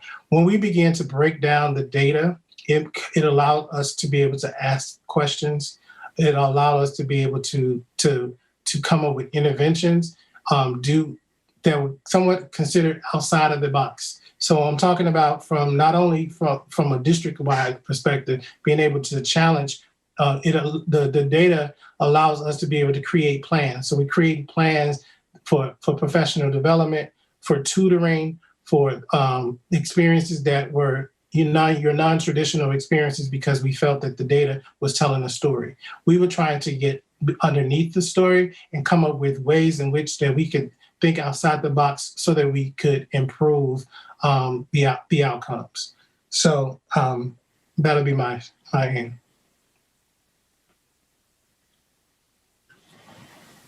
Great. Okay. The next one is, what strategies do you intend to use to keep the Board of Education informed about the work of the district administration and the progress towards systems goals that are set? So again, what strategies do you intend to use to keep the Board of Education informed about the work of the district administration and progress towards systems goals that are set? Very good.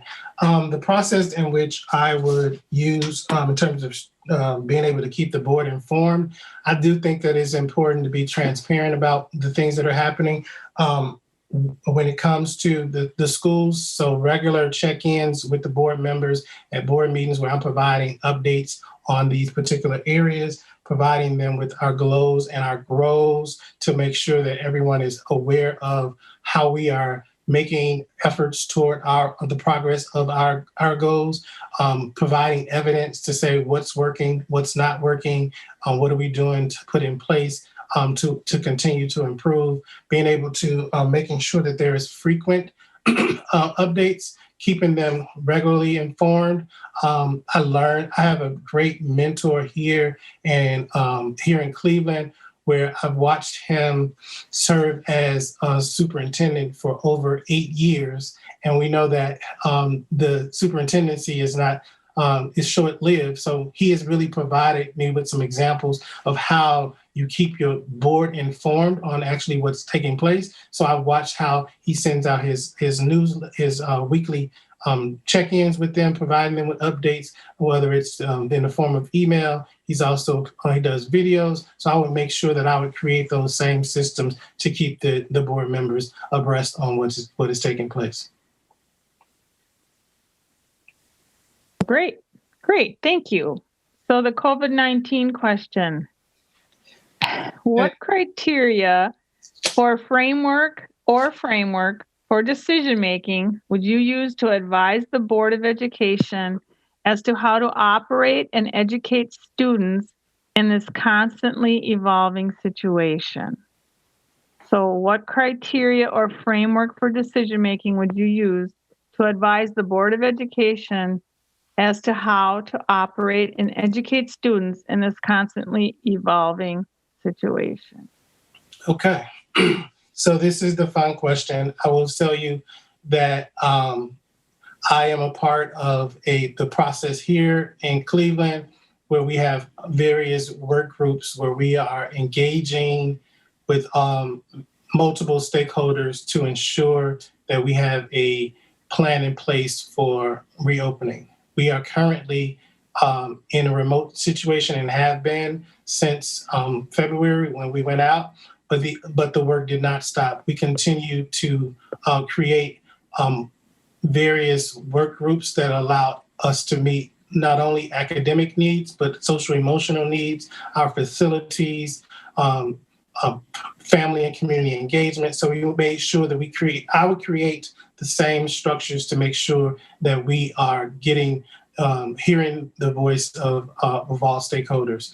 Let me first start out by saying that I think that this is one of the hardest things that many school districts have had to be engaged in. So my number one thing is to get kids back into school because they need school. They need to be educated by their teachers. They need to relate the social and emotional learning that is associated with being with their friends, as well as sports and whatnot. But I think that we have to do it in a safe way. So I would make sure that the communication between our public officials and that when it's conducive for us to return, that we will do that. But I would also make sure that there are supports in place. There are several kids that have gone through traumatic situations and they are suffering. So trauma and social emotional wraparound services will need to be in place for students and staff. I would also make sure that I challenge my staff to begin to think about how we work and how we operate. We don't necessarily have to per se go back to our traditional way just because we're going back into the school, but are we actually working in a smart way that would allow us to be able to get the work done? So I read an article that was called "Leading into the Post-COVID Recovery" by it was a Harvard Business Review, and it really talked about the need to be very sensitive about the way in which we reconnect, because there's some learning loss, but there's also some additional needs that allow us as adults to begin to think about how we are actually operating in this post-COVID environment. So I would also just like to add that I think that we're going to make sure that we work with our teams to make sure that the curriculum support is provided, the emotional and environmental needs are actually being met, that individuals feel safe and feel comfortable, and that we actually make sure that we think about, like when it comes to the trauma that I mentioned, do we have the supports in place to be able to provide maybe counseling that students or staff members that might need it, or psychiatrists or psychologists, making sure that we actually partner with many of our community partners who've actually put some great systems in place in our learning labs to be able to help us with the learning loss. So I would actually rally around our team to make sure that we are actually providing the social emotional support, but also academic support that is needed for many of our students. I would like to say, though, that several of our teachers have blossomed in this process. They are doing some amazing work that many of us, me included, have never had to do before. So I would actually make sure that I create a space that allow us to learn from the individuals that blossom within this process, and use that as an opportunity for us to continue to improve and thrive in our digital world. Very good.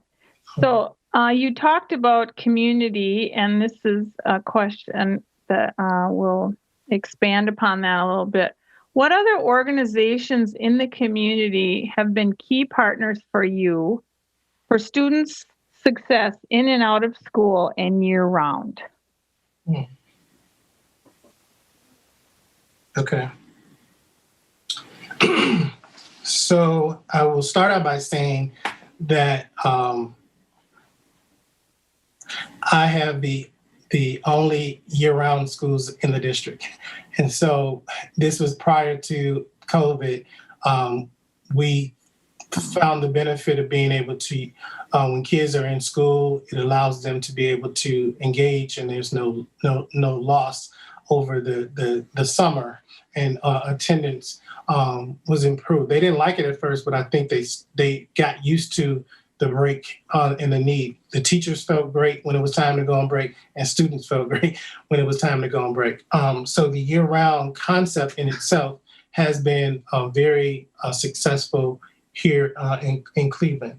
When you talk about partnerships, I have had an opportunity to partner with organizations such as the Boys and Girls Club, as well as the Greater Cleveland Foundation, the Gun Foundation, and some of our other nonprofit organizations as well, to be able to partner with us to be able to make sure that we had resources and available from an academic standpoint. But within this COVID environment, we couldn't do too much with, everything, of course, with social distancing, but they have served as great partners to offer support with our families. Many of our families and our students, while we were fortunate to be able to have one-on-one situations with our technology, our parents was not used to the technology. So we partner up with many organizations that allow us to be able to do parent workshops virtually, so we can teach them what it means to be on Zoom, teach them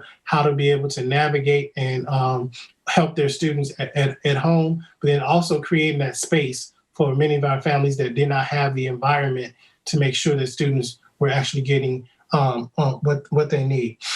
So another thing that we partnered with was some of our colleges and our junior colleges. They opened up their doors for us and created some programs, particularly for our high school students, when it comes to getting dual credits and credit recovery opportunities. They have allowed us to take advantage of this virtual space where normally we would not be able to do it because for scheduling purposes, but through a creative way, we were able to connect so that students actually get what they need to be successful to finish their high school experience on time. Great. Okay, Beloit is a community with a high level of diversity. This is not reflected in the district's staff. What would you do to correct this lack of diversity of the staff? Yes, I will say that I had an opportunity to review, I believe it was a board meeting in December, maybe of 2019, where the HR person shared the data about the lack of diversity. That would be a priority for me. It was one of the reasons that I actually went into education, because from my own experience when I was in college, I was always the African-American male, the only one in many of my classes. Mm-hmm. And I felt that it was important for me to make sure that if I'm going to be an educator, diversity is important, but I think that it's important for our students to see individuals that look like them in some shape, form, or fashion, whether it's through their kindergarten experience or through college. But I do think that it's important for that to take place. So as a part of my strategy, I would work very hard with the HR directors, and I would start with the data that was already presented. And I would want to hear, learn, and listen from them to find out what strategies they have worked with before in the past, and then begin to problem solve with them and come up with creative ways to be able to figure out ways in which we can, one, make our district attractive through our recruiting efforts, but then also figuring out ways in which we can try some new things. It was the information that I heard in that meeting. They shared how they would try to build our own within the district, which I believe is a great idea.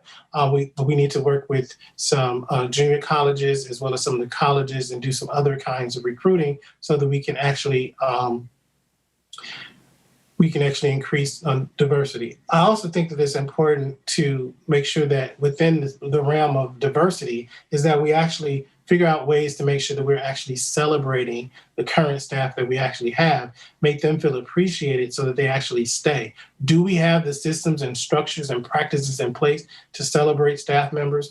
Maybe providing them with anniversary gifts or recognitions of Employee of the Month or things of that nature. I think it is important that we celebrate diversity, we celebrate the ethnic backgrounds, and making people feel a part of and wanting to stay within the district. Do all of our first year, do we have a mentoring program for our beginning teachers? Do we actually have networking opportunities for them to work and collaborate with each other? So I would actually just like to review the current practices that are in place, but then figure out ways in which we can build upon that so that we can increase the diversity pool within the district. Thank you, Lorenzo. We are going to be taking just a minute now to change interpreters. Okay.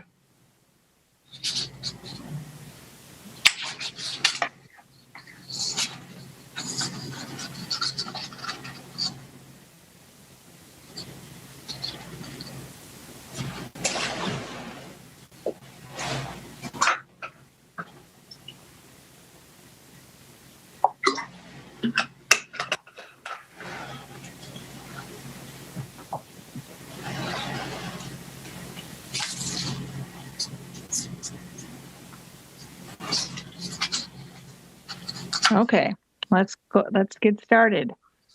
Why do you feel you are ready to be the superintendent of Beloit? Very good question. Okay. So when I think about my experiences through the years, and I'm going to lean on my experience as a deputy chief and area superintendent, I have always wondered what type of district I would want to lead. I've never actually applied to be a superintendent before. This is something that I felt it's a calling. And so you have to really sit down and begin to think about what would continuously make an individual want to go to a district and work to a school where sometimes, to be honest, it's short-lived, 2 to 3 years, according to research. What attracted me to Beloit is the fact that it's a small district. It's very diverse, which is something that I'm actually used to working in environments like that. So I am attracted to the small net of families that I can actually get to know, staff members that I can actually get to know, and community partners that can help be able to move the district. The vision is very clear in terms of being able to make sure that we're preparing students for their next opportunities, but that can't be done in isolation of the other things. There is a critical need to be able to address some key areas that are of interest to me. Equity is one that you guys have mentioned in some of your data. Anti-racism is another. The achievement gap and opportunity gaps that exist is another. So every school, every situation that I've gone into, I've always walked into a situation where those issues were there. And I feel as though my experiences of being able to, one, build relationships and be with individuals where we were able to rally together toward that effort. So I believe strongly in goals, making sure that we have, if everyone knows what our goals are and that we actually have priorities set, we're actually in there measurable and we can actually get to them. Everybody's working toward a common goal. And it's not just to say that, just to be saying it, but with everything that we do, we're looking at, does this make sense for us as we continue to move the needle throughout the district? I want to be able to build that team. I believe that we are the best advocate for our kids when we actually rally ourselves up together and we actually are able to put some plans in place for students to be successful. My goal is to make sure that I actually find the right individuals and to be able to be champions for kids. I am fascinated by the fact that this is kind of, I consider this like a fresh start for the community, because you're at the end of a strategic plan that that is over with, but there's opportunity to really learn from those things that actually work well and create a new strategic plan that would allow individuals to have a forward thinking approach to how we do things. Were there some mistakes that were made in the past? Absolutely, but we cannot spend time on that. So I feel as though this is a great opportunity for a new person to take on a new challenge, to build a team of individuals who actually care about kids. Because notice I said kids, because that's really what we're here for. That's our business. The kids would be our business and how we operate. So I want to. This is a great opportunity for me to not necessarily take upon something that's too large, meaning like 405,000 students. I'm not interested in that. I want a small number of individuals where I can feel proud about when I go and visit, go into the community, I go visit schools, I see kids, they know who I am, I'm able to relate to them. I can actually connect with teachers. I can go into a classroom and model and actually participate, read to kids. I want to be able to be that visible person, socially distanced wise, that will allow me to be able to connect with individuals so that we can actually see improvements. I want to also be able to feel as though I feel like this is a great opportunity for even the board to have they have a new board members, and you're going to have possibly 2 new openings. It's a great opportunity for a new team to establish relationships that would allow us to stay focused on the goals and ensuring that we are making improvements for the students. We owe it to the community. We owe it to our kids. We owe it to ourselves to challenge each other and hold each other accountable for being able to produce results. All right. If reductions in state funding leads to layoffs and or cutting programs, what would be your priorities in addressing the shortfall? So if we have reductions, what would be your priorities in addressing those layoffs if those are what is warranted? Okay. So as a leader, I would make sure after consulting, first of all, this shouldn't be a surprise to us.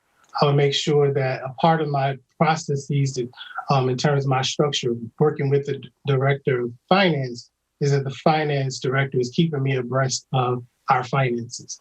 This should not be a surprise to me, and it won't be a surprise to the board when it comes to our finances, because we will have a forecast on where we are with funding.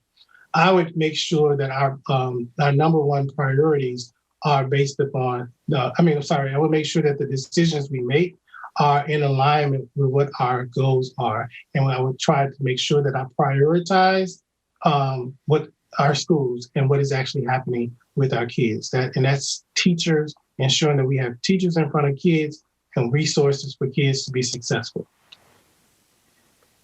Great.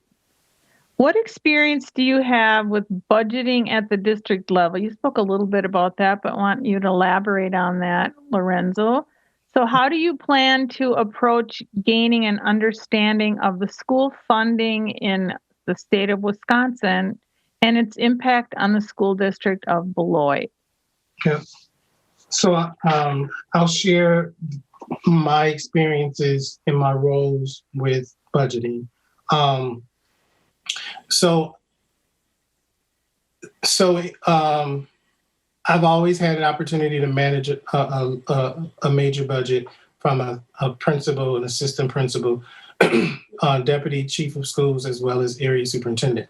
My role, because we've had a like COF, a chief of financial officer, that's their role to facilitate that process. However, my engagement comes from the number of schools that I supervise. So doing the checks and balances to ensure that local, state, and federal dollars are spent and allocated appropriately. So I would continue to make sure that there are checks and balances along the way, as well as making sure that we are finding alternative ways to bring resources into the school district as well. So I've had the fortunate pleasure of being a part of our, you guys may call it referendum. So tax levy this year, we passed a levy and received $15 million. I cannot take the credit for that wholeheartedly, but I was a part of that process, making sure that we were engaging community members and sharing with them the benefits that it would do for us as a district overall, and the important pieces of what that budget could do for our schools in alignment with what our goals are for the district. So I have definitely had experience with budgets. In turn, you asked specifically about Wisconsin. Because I've never worked in Wisconsin before, I would definitely utilize my time and getting to know, make sure that I'm familiar with the guidelines in Wisconsin. I'm familiar with Illinois as well as Ohio. So that would be a learning curve for me, but I would make sure that I stay connected to the individuals in the finance department. Excellent. So in recent years, teachers have been pushed to their limits in an increasingly hostile national climate where public education is devalued and teachers are scapegoats for societal problems. Not surprisingly, teacher retention has suffered as a result. Locally,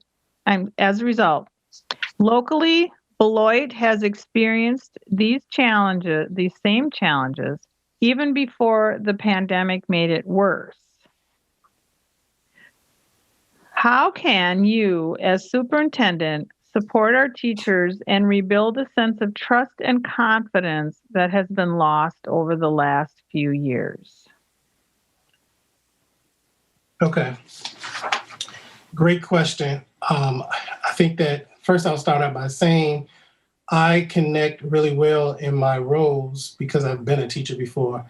And I have major friends and family members who are long-term educators. And I believe that it's really important for us to support teachers, not only in this COVID environment, but just in general. I would make sure that there are systems and structures in place to ensure. I think it's important, first of all, to say that principals need to lead their building. They are the leaders of their buildings, and they are providing the vision and mission for that school. With that said, it's important for principals to feel supported as well. I need to make sure that my principals are receiving the necessary resources, support from central office or from me that they need to be successful with their school, that's helping them to reach their school improvement plans or their goals that are established. Saying all that to say as well is that teachers need to be celebrated. I would make sure that this is a part of the diversity plan to make sure that we're celebrating our our staff members, they feel appreciated, recognizing them, finding ways to do like Teacher of the Month or celebrating them when there's an anniversary. Those are the types of things that make individuals want to actually stay. I would also make sure that we actually have other ways to motivate and encourage our teachers, really making sure, again, that they actually enjoy coming to work, they feel safe, they feel supported. I think one of the ways in which me as a superintendent to be able to get this information, I need to create the system to be able to listen and hear from the teachers. So I would actually create like superintendent chats that would allow teachers to come to those sessions, whether it's virtual, whether it's in person, if we allowed to do so, being able to have surveys, hearing the feedback from them, making sure that they feel comfortable being able to share that feedback is important to me. So I think that as long as we provide the systems and structures for teachers to feel supported, they would actually, we can change that narrative so that they don't feel as though they're being dumped on all the time or that they're being beat up. So as long as that there's a structure for that, I will make sure that we meet their needs. Thank you. Mm-hmm. So along those same lines, what will you do to recruit African American teachers and administrators to the district, where more than 50% of the students are students of color? Mm-hmm. So around diversity, I think that it's very important. I think I may have said this a little bit. Maybe I did. Maybe it was the other group. I can't remember. However, I think it's important for the staff to mirror the student population that exists within the school district. I think I shared that one of the reasons that I became a teacher is because I didn't have a lot of male teachers, and I didn't have. I was always kind of like the one male teacher. But I think that one of the issues that we have when it comes to looking at the data for our Black and Brown students, if you will, I know you asked specifically about African American, but one of the challenges is that in some cases, they're being educated by individuals who have not had that cultural relevancy, teaching and practices that will allow them to be able to get to know the students, as well as whether or not they even like the students. So I think it's important to be very forward in terms of how I would communicate my plan to increase diversity across the district. And if that means that there are policies that are put in place, that would be the recommendations that I would provide to the board to allow us to be able to look at our hiring practices. I had a fortunate opportunity to watch a board meeting. I feel like I'm repeating it. Did I say this already about the board meeting? No, okay, I don't great. think so. Good. So I watched a board meeting maybe in December of 2000. I'll just say it was last year, where the HR person was sharing the data of the males in the district, as well as African American employees, whether it was teachers or support staff or administrators. And that was alarming to me. So it basically told me that we're not having the crucial conversations that need to be had to address that. If we have 23% of African American students, then there should be a percentage of African American staff members within the district, because they're part of our community, they're part of our family. So I would not have a problem with making sure that I'm working with the HR department and we're coming up with a better strategy, a marketing plan, a strategy. We have to figure out a way to be able to attract African American candidates to apply. So something is preventing them from not wanting to apply. So we got to figure out what that is. So what is the root cause that is preventing them? Is it pay? Is it they feel as though that they're not wanted? So we would have to really get to the bottom of that, and don't be afraid to address it. Be very unapologetic about racism and racist matters that prevent individuals from wanting to come to the district. Thank you, Lorenzo. We need another minute to change interpreters. Okay.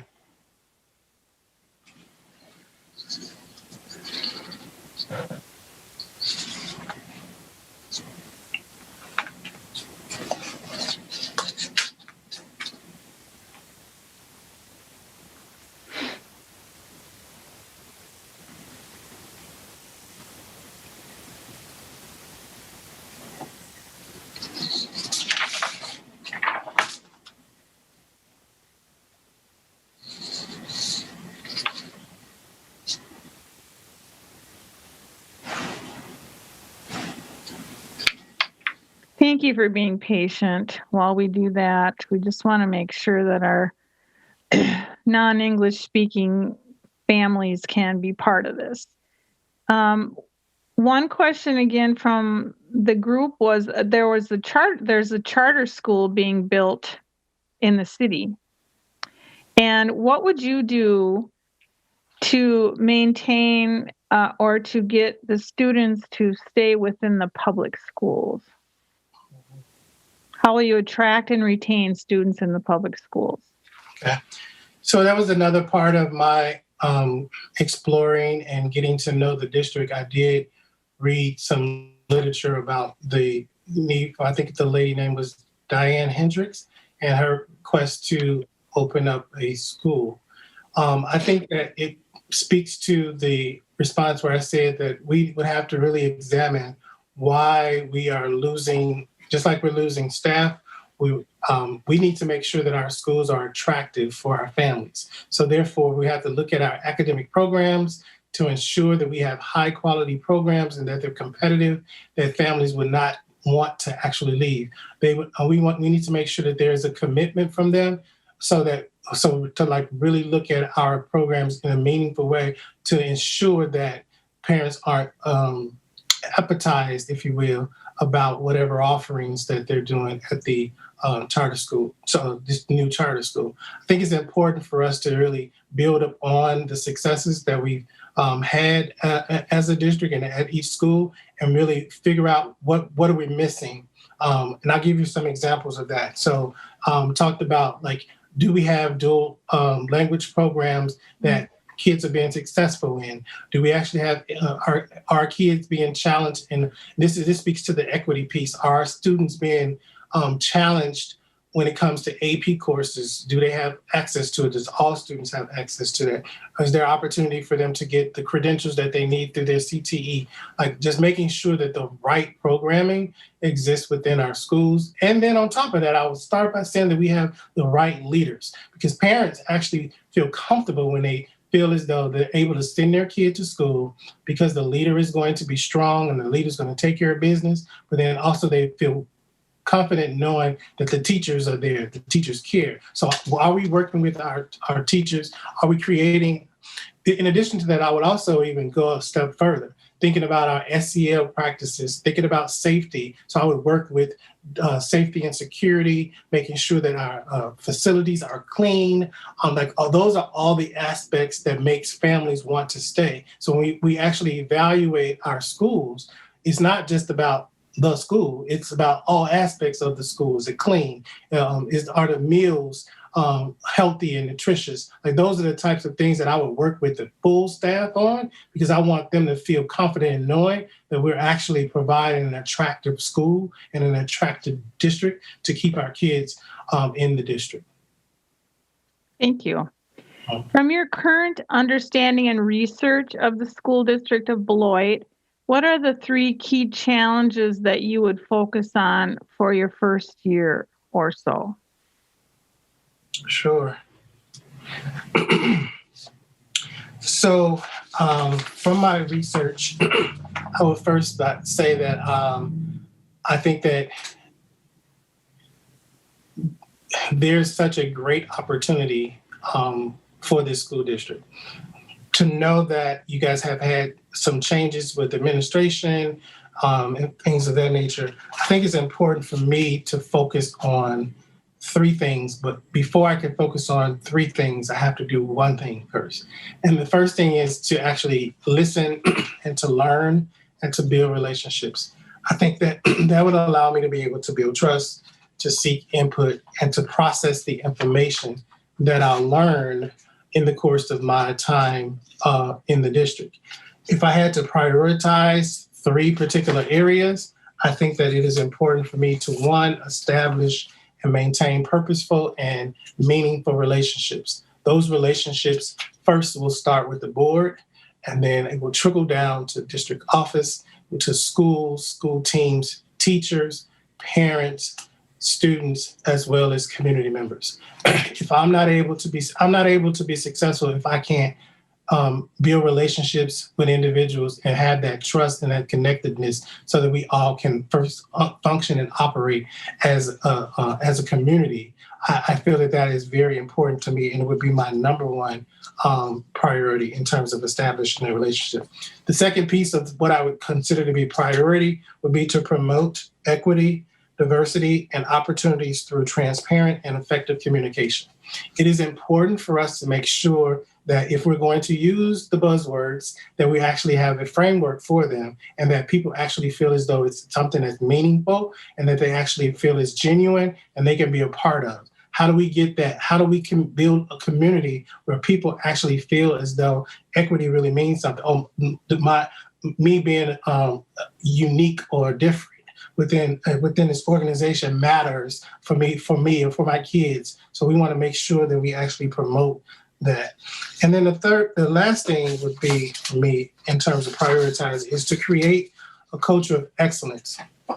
And so in creating a culture of excellence for student success and their well-being, we have to make sure that our teams are working. I think I mentioned to you earlier that one of my core beliefs is about student-centered decision-making. I really mean that because I think that, again, it keeps us focused and it allows us to not get derailed with personal agendas. It allows us to make sure that when we're at a board meeting, we're talking about how is this going to benefit, how is this decision going to benefit our kids? So those would be the three particular areas for me. Thank you. So we have about 10 minutes. So I've got a couple more questions for you, Lorenzo. Most discussions include a wide variety of opinions around student discipline. What theories, expectations, or behavior models do you bring with you that you think are most successful for a district such as Beloit? One more time, please. Absolutely. What theories, expectations, or behavior models do you bring with you that you think are most successful for discipline, for student discipline in Beloit? Okay. Okay. So I will say this in regards to discipline. We know that in order for kids to learn, the environment must be safe and conducive for learning. Therefore, the systems and structures need to be in place so that we need to make sure that we have clear expectations for how we do business, how we do school. So I would make sure that as the superintendent, I actually review, which I have looked at the student code of conduct to make sure that we have a student code of conduct that promotes safe practices for students. So I have the experience of being able to participate and work with schools around PBIS, but also restorative practices to ensure that we're not just trying to kick kids out, we're not just trying to get kids out.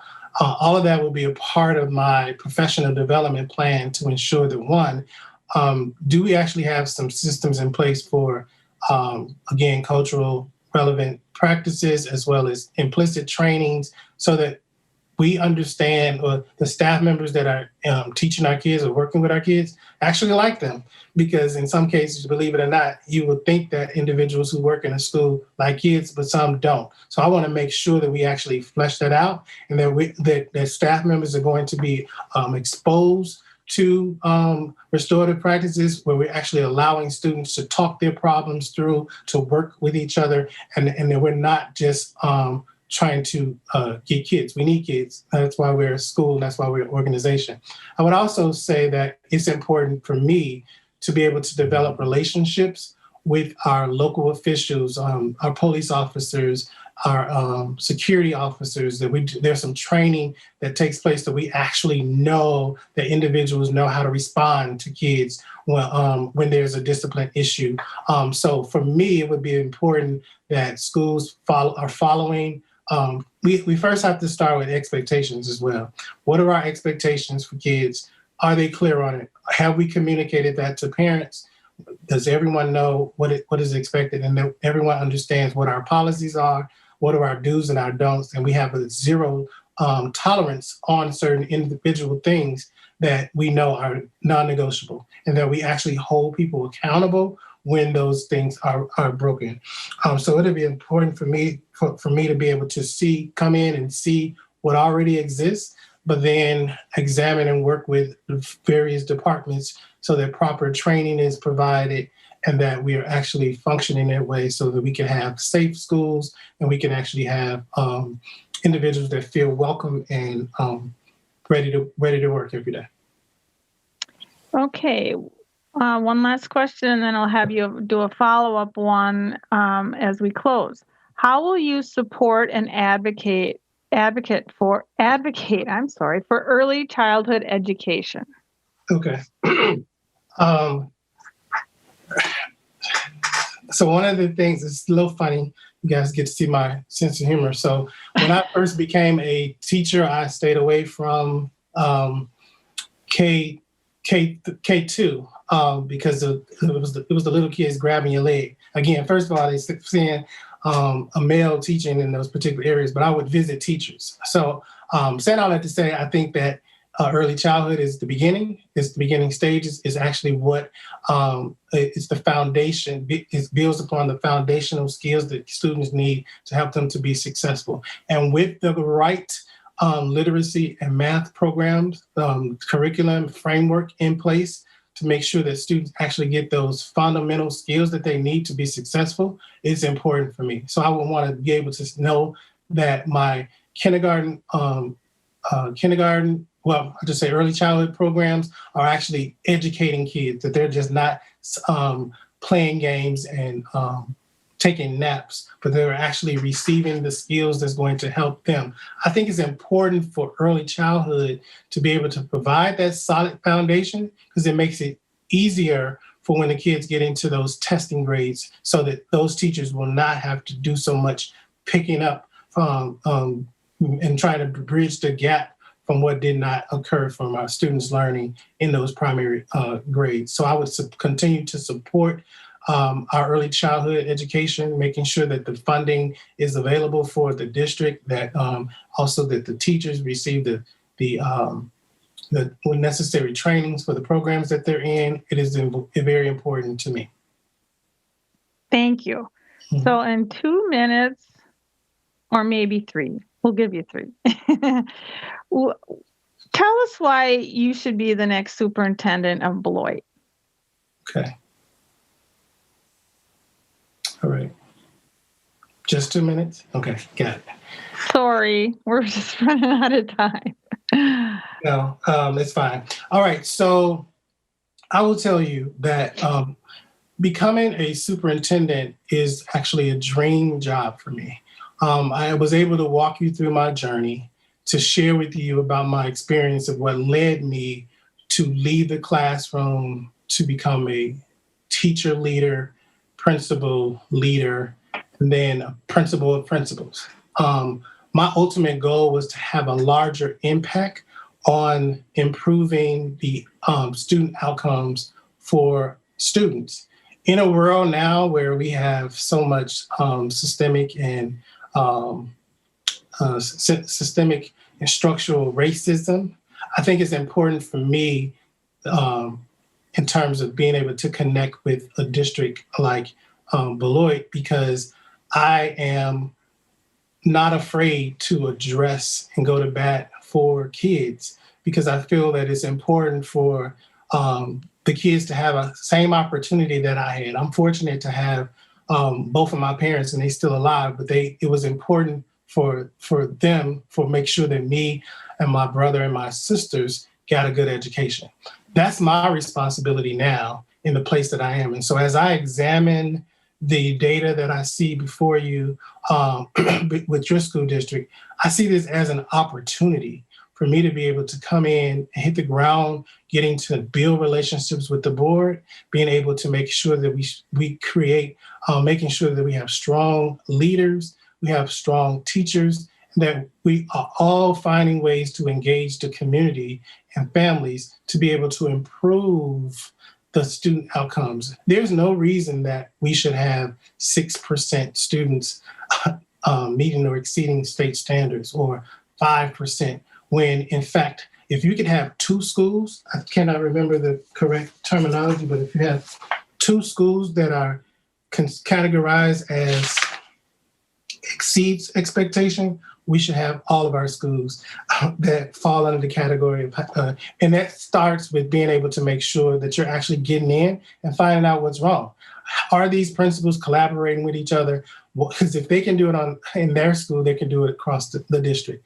And so I feel as though this is like the perfect time for me to be able to try and challenge and do something new in a very manageable space.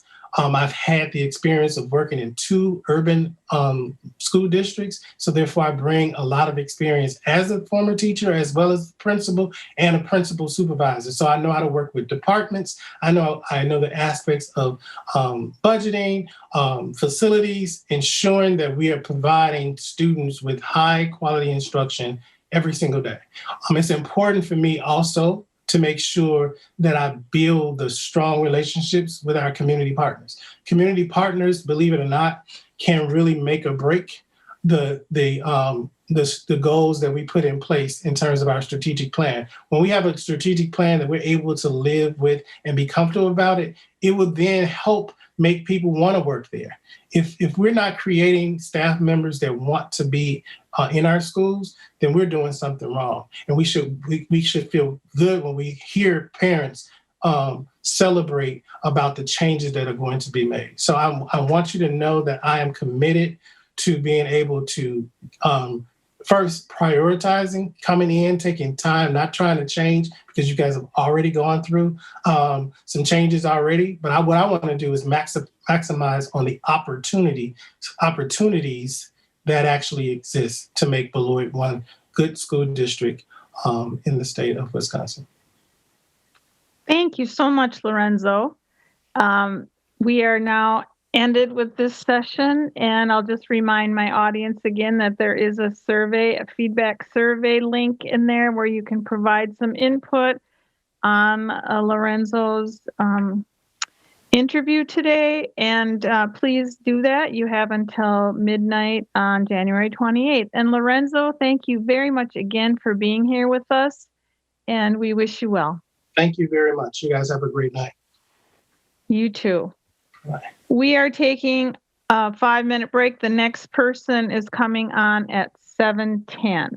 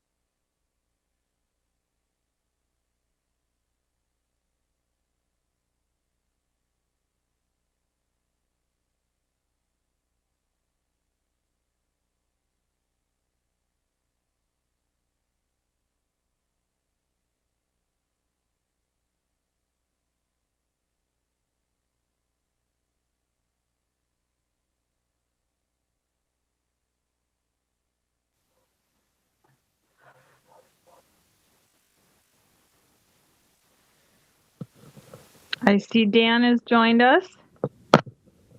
Hello. Can you hear me okay? I can. I'm not able to turn on my video at this time. I'm going to take care of that because what I need to do is make you a co-host. Alrighty. Perfect. And there we are. Hello. Hello. You survived the staff interview, and now you're on to the community. So welcome, Dan. Thank you. Yeah, so I think most of the people that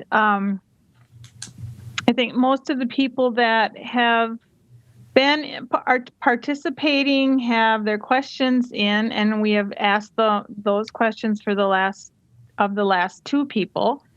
So Okay. we'll ask the same questions for you, Dan. There might be a couple extra, but most of them will be the same. So I'm going to start out by giving you the opportunity right now for about the first 10 minutes to tell us about your educational leadership and also why you are interested in the Beloit position. Certainly. Thank you. And good evening to everyone. For those of you who don't know me, my name is Dan Kieser. I'm excited to be serving the school district of Beloit as the interim superintendent. I'm here in Beloit first and foremost because of its diverse community. Diversity is Beloit's strength. Having multiple perspectives, opinions, and approaches brings active conversation, and I think it only shows the commitment to diversity, equity, and inclusion that the Board of Education is engaging the staff and the community in the superintendent hiring process. But a little bit more about me. I'm currently in my 23rd year of education. I did my math and physics teaching in Janesville. That was where my student teaching experience was. And I had the opportunity to fill the position of my cooperating teacher after his retirement. I've spent the majority of my career in the Janesville and Beloit area. While I've spent most of my career in this area, I've also worked in communities that have been larger and smaller than Beloit. I've worked in Monroe, I've worked in Madison, and most recently in Waukesha before coming to Beloit. But I've always remained in this area, living in Janesville for the past 15 years with my wife and my two boys. A little bit about my background. When I graduated high school, I didn't initially pursue education as a career. I entered college at UW-Madison as an engineering major, but after 3 years, I switched majors and I switched colleges.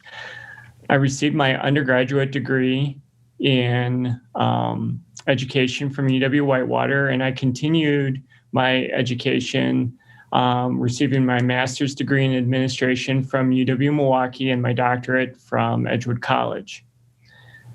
As the interim superintendent here, I felt first and foremost the effect that the turnover this district has experienced and this community has experienced over the past several years. Through listening to individuals and groups, I've experienced the amount of time lost due to onboarding new people and rebuilding and restarting new relationships.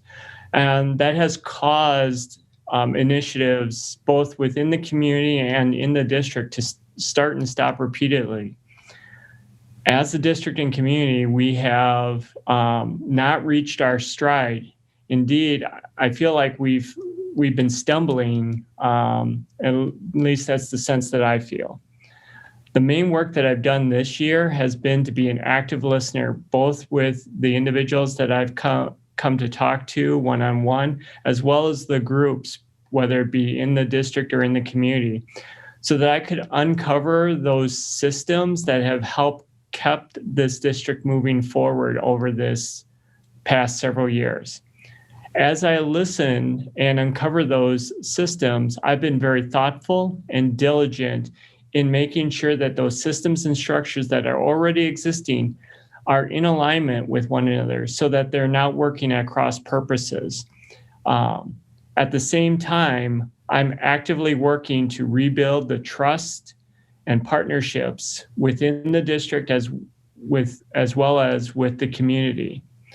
This is the first step in bringing stability back to the district and the district regaining its stride. Personally, as a leader, I'm a system thinker, which really means that I look at big pictures. I like looking at big pictures. But I also strongly believe in developing leaders. And I expect department leaders and building leaders to know their areas and their buildings and to speak with confidence.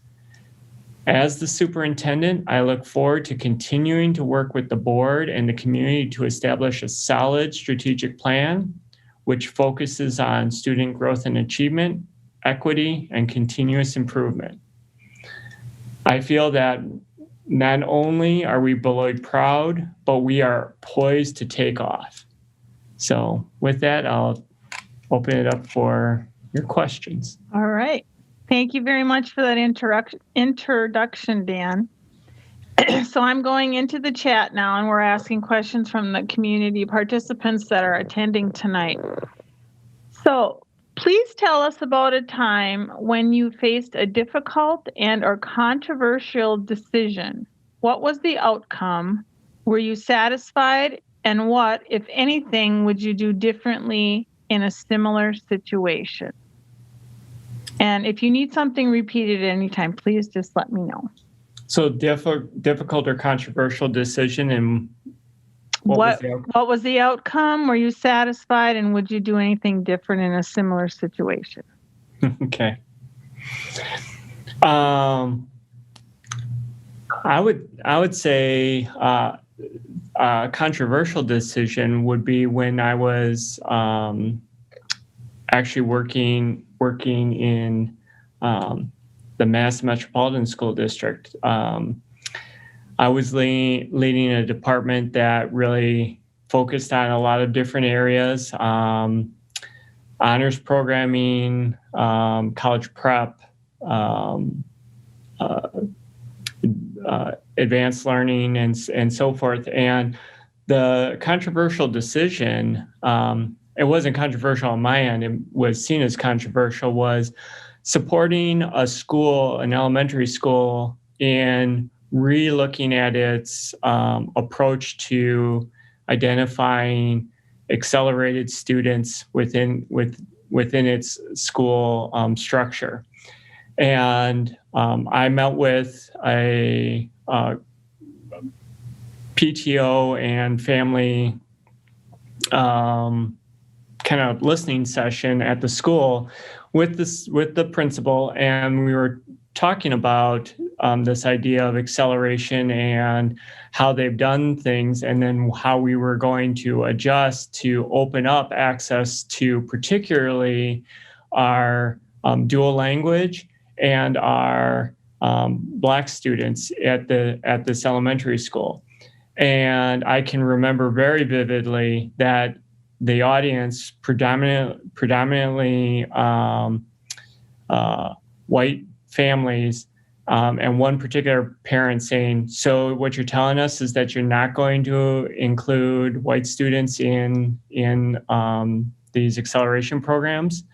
And I said, our data shows that there's a predictability that students who are in the dual language program and students who are Black are disproportionately not being recommended for this. So if we want different outcomes, we have to have different structures. And so the structure that we're proposing is specifically focused on ways that we can increase this. And that was a different mind shift, because the idea is that this is a zero-sum game. If someone wins, then someone else has to lose. And the reality is that if we're talking about equitable systems and anti-racist pedagogy, we have to have a critical look at our own systems and structures to say, do we have systems that systemically support one group and predictably exclude another group. And if we want different outcomes, then we have to realign our systems to adjust those. So the controversial decision, we ended up having a 2.5-hour meeting, and we came back like 2 weeks later and had another 2.5-hour meeting. I don't think everyone was happy, but we implemented it. And at the end of the year, what we saw was a 30% increase in students in the dual language program entering into these acceleration classes, and about a 15% increase in our Black students at that elementary school going in there. So controversial, but the outcomes were, they were needed because students demonstrated that they not only were ready for these programs, but they were thriving in these programs.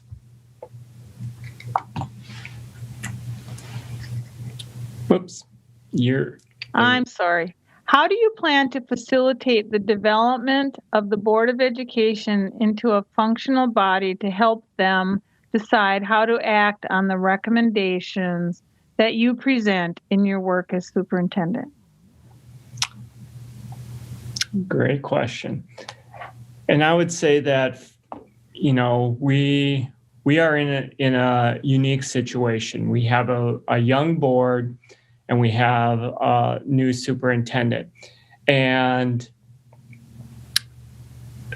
the way we develop the trust with one another is through multiple interactions. So the board and myself do not just interact when we're in front of in the boardroom at committee meetings or having regular business board meetings. We actually have quite a bit of communication.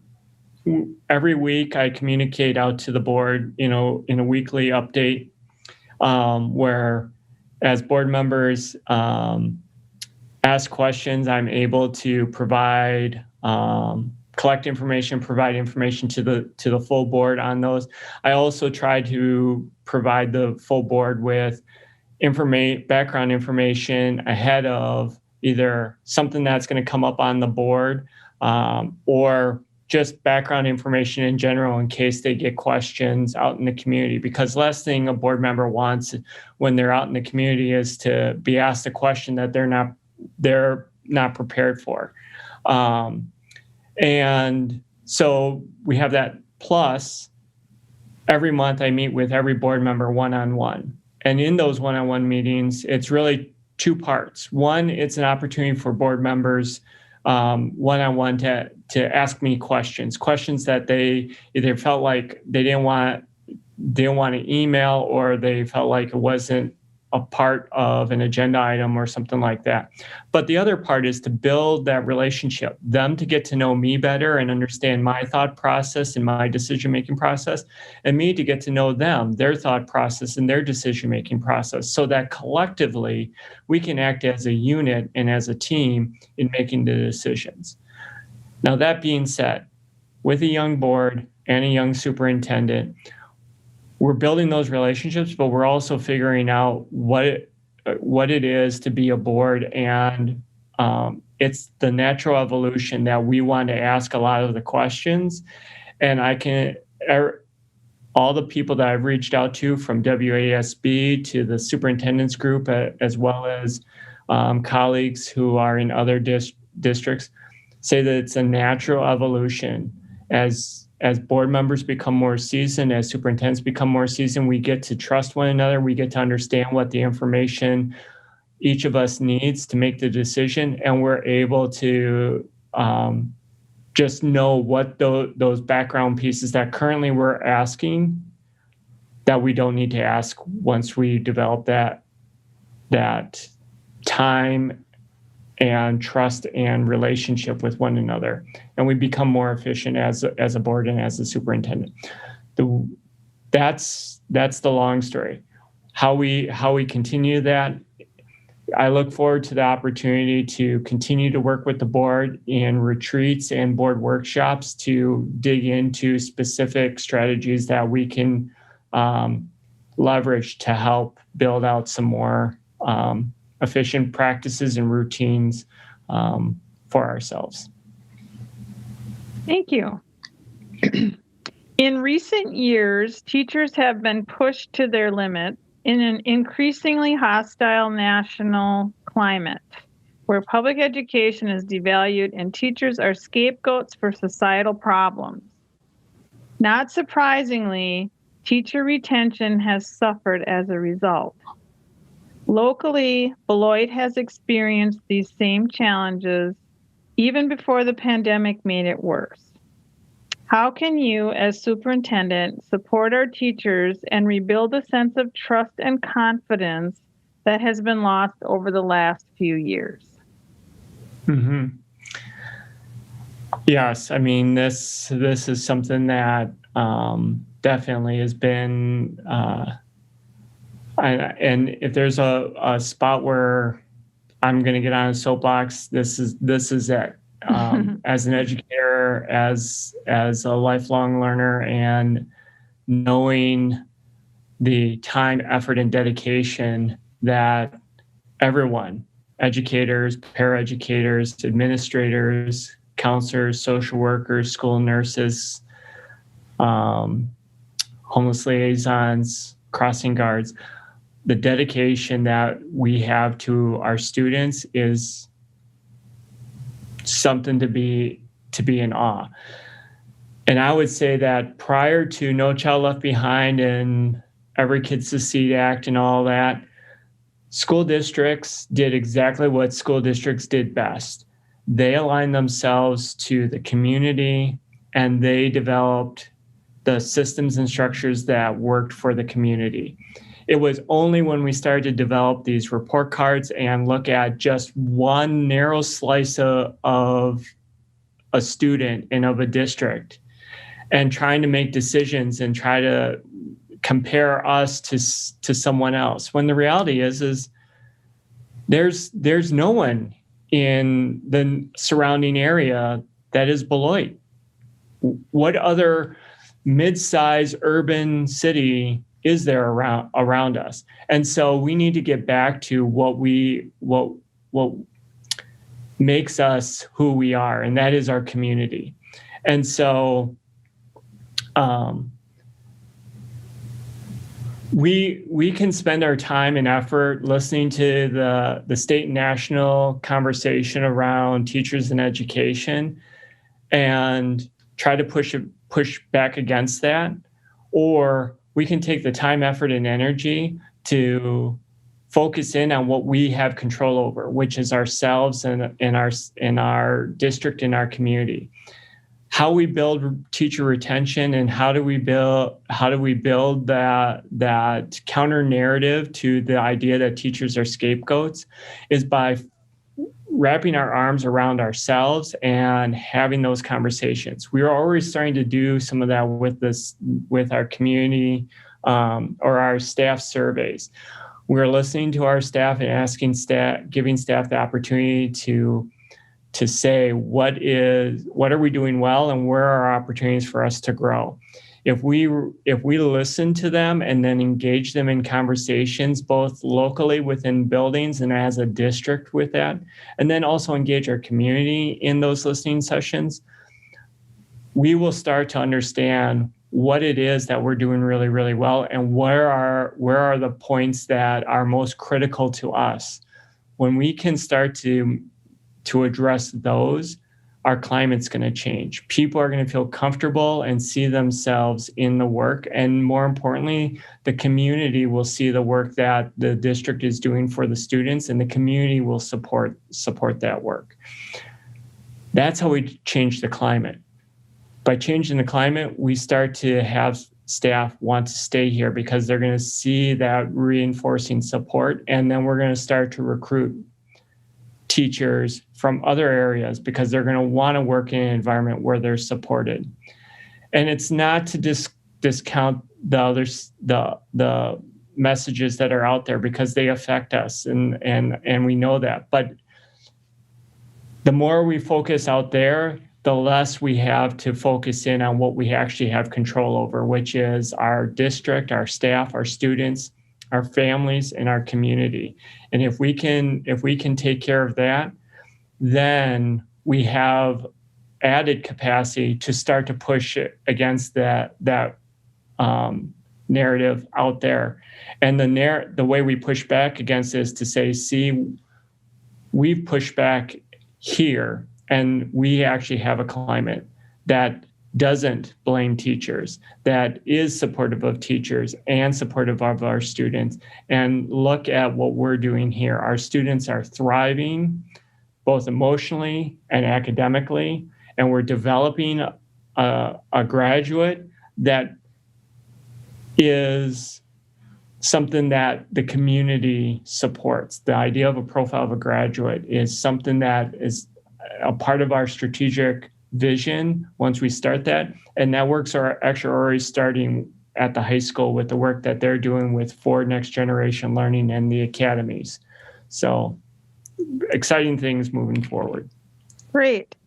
Dan, we need to take just a minute to switch interpreters. Sure. So it'll be just a minute. Then I'll get the information from them that they're ready.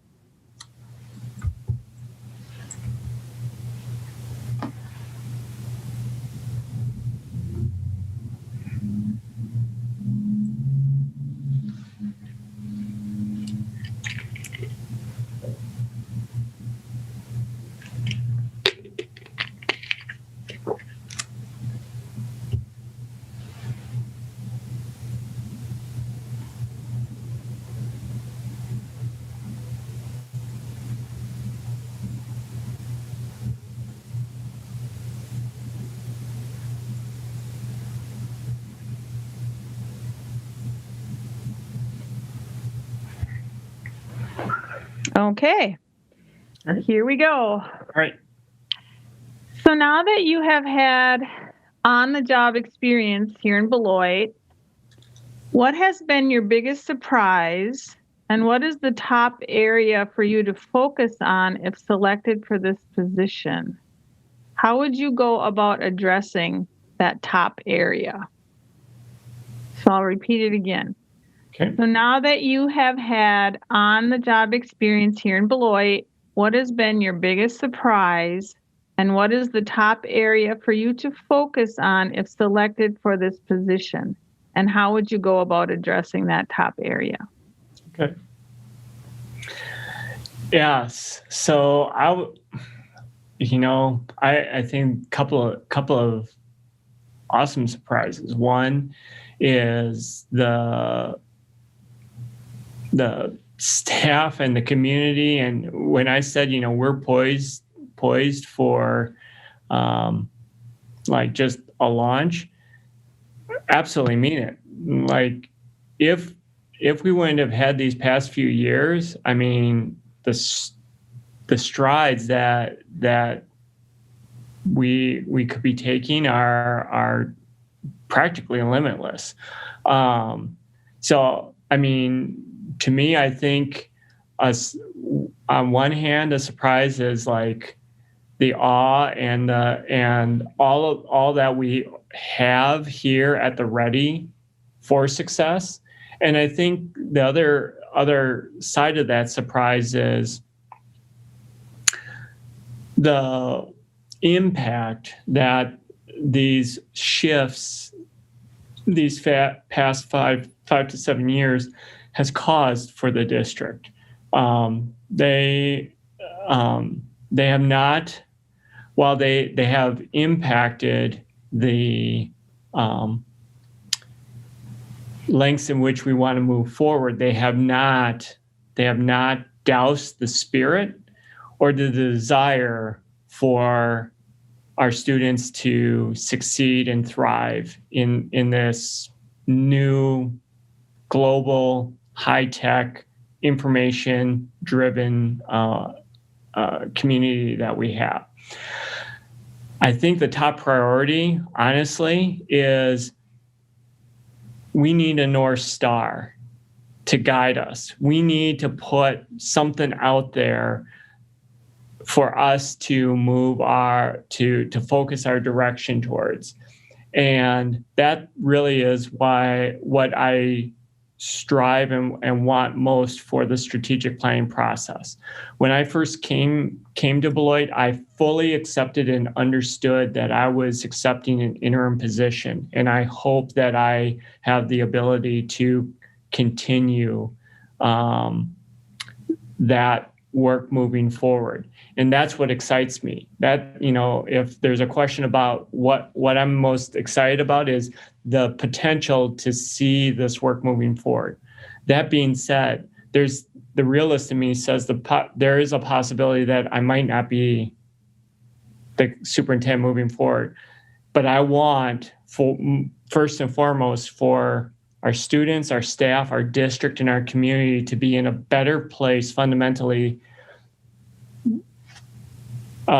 June 30th than July 1st of last year when I first came here. And that we have a process in place to set a North Star that's going to drive all of our work in that direction, with a detailed plan for the first 5 years, milestones for the next 5 years after that, and milestones in 5-year increments after that. So to me, the top priority is that strategic planning process where our community helps define why we exist. Our board takes those whys and collaboratively we come up with the what's, and then I take those what's and work with our district and our staff to figure out how we're going to hit those what's. And as a principal said to me, whatever we do, we can't go back. We're not going back to the pre-COVID times. We've learned too much, and we've got things that we want to move forward with. All we need is a guiding light and a place to point us to, so that we are all working to the same common goals. That's the top priority, and that's where we'd focus on. Thank you, Dan. What strategies do you intend to use to keep the Board of Education informed about the work of the district administration and progress towards systems goals that are set? So what strategies do you intend to use to keep the Board of Education informed about district administration progress and goals? So once we get past the pandemic and we actually are back to some semblance of a regular operating school year, and with a strategic plan in place, I really believe strongly in this idea of continuous improvement, right? So continuous improvement across all levels. One, the strategic plan helps us define our long-term vision, and then annually the board develops its goals and its norms. But within that continuous improvement process, we have district goals, and then we have building goals. And ideally, when systems and structures are aligned, all of these things reinforce one another, so that you can actually draw a through line from work that teams of teachers at grade levels and departments in what we call professional learning communities, or PLCs. They see their work driving the work of school goals that drive the work of district goals, which drive the work of board goals, which drive the work of a strategic planning goal. All those things are in alignment. How we set those things up is we have to model those things all the way through. So once we have a guiding North Star, and we have those structures where we systematically reinforce those goals and tie them together, then it becomes a case of how do we just continuously communicate those pieces out. As I mentioned earlier, I communicate with the board. Not only do I communicate monthly with individual board members, but I also communicate with the board as a whole at the board meetings, as well as through these weekly updates. So through those two mechanisms of communication, I would provide updates to the board. Mainly in terms of the strategic planning goals, as well as opportunities for the district staff to present district goals, we would develop in our board calendar opportunities for touch points just to give regular updates. And in between those times, be able to provide updates along as milestones are achieved through the weekly board updates. Thank you. Yep. Beloit is a community with a high level of diversity. This is not reflected in the district staff. What would you do to correct this lack of diversity among the staff?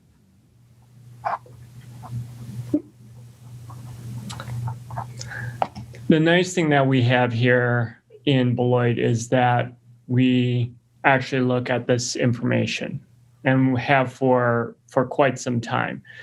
The retention recruitment staff report is something that was just presented, and it specifically looks at our student population, looks at our staff population, and not only looks at our staff population, but then also looks at what staff are leaving. So the nice thing is we know where we are. We just need to know where we want to go. And so the way we address that is it's a two-pronged approach. First, you have to address climate and culture, and that's about retention. So if we take a look at our data historically and present, we can start to ask questions like, what is our average retention rate of our staff, and how do our staff compare to that? Our climate surveys that we do with our staff help to give us insight into how our climate is. Our climate gives us an indicator of why our retention is what it is. One of the things that we've learned over the past year is that when we first started asking questions of our staff felt like they weren't being heard. And so people were leaving in part because they felt like no one's listening to me. So I might as well go someplace where I feel they're going to value the input that I provide. Thankfully, we're starting to see indicators that myself as interim superintendent and the district are starting to listen to staff more, and that's being reflected in that. Now the question is, are we actually listening to what the staff are saying, and are we addressing those issues and trying to build that? If we address our climate, we increase our retention. As we increase our retention, we can start to have our best and our brightest start to help recruit and be what we call ambassadors for the school district of Beloit, and start to bring people that are like them to Beloit and increase our staff diversity. That's one part. The other part is we've recognized our systems and structures are aligned for exactly the outcome that we have. One of our biggest limitations is the platform by which we do our hiring. In Wisconsin, there is a platform called WeCam for Wisconsin educators. The best part about it is that all educators in Wisconsin know exactly where to apply and look for jobs. The bad part is only people in Wisconsin know where to look for jobs and apply for jobs. If we want a diverse population in our staff, we have to look outside of Wisconsin. And so one of the things that we are working with this year as an initiative is we've partnered with a organization called diversejobs.com, which is taking all of our openings, putting it on their platform, and they're putting it on national platforms in multiple job sites, so that we are getting a much broader reach well outside of Wisconsin. And the nice thing is they collect the metrics to know how many jobs are posted on what sites, how many people are applying from what sites, and we can take a look at how many new people are coming to apply for our positions, and then we can start collect metrics around how many of those individuals are we bringing in for interviews, and how many of them are we hiring, and so forth. But if this isn't a place where people want to work, we're going to continuously have this revolving door of hiring and then losing people. So it has to be both retention as well as looking at recruiting from multiple sources, going outside of Wisconsin to collect a broader, diverse pool of candidates to Beloit. Dan, you may have touched on this, but this is something that I think Beloit has experienced in the past with some educators of color not leaving the district. Mm-hmm. So can you speak to the climate and culture that drove so many educators and administrators of color from the district, and what have you found in your time at Beloit? Well, I can't speak specifically to things that had happened in the past. I certainly have heard individuals' perspectives on the climate and culture and specific incidents that have occurred that have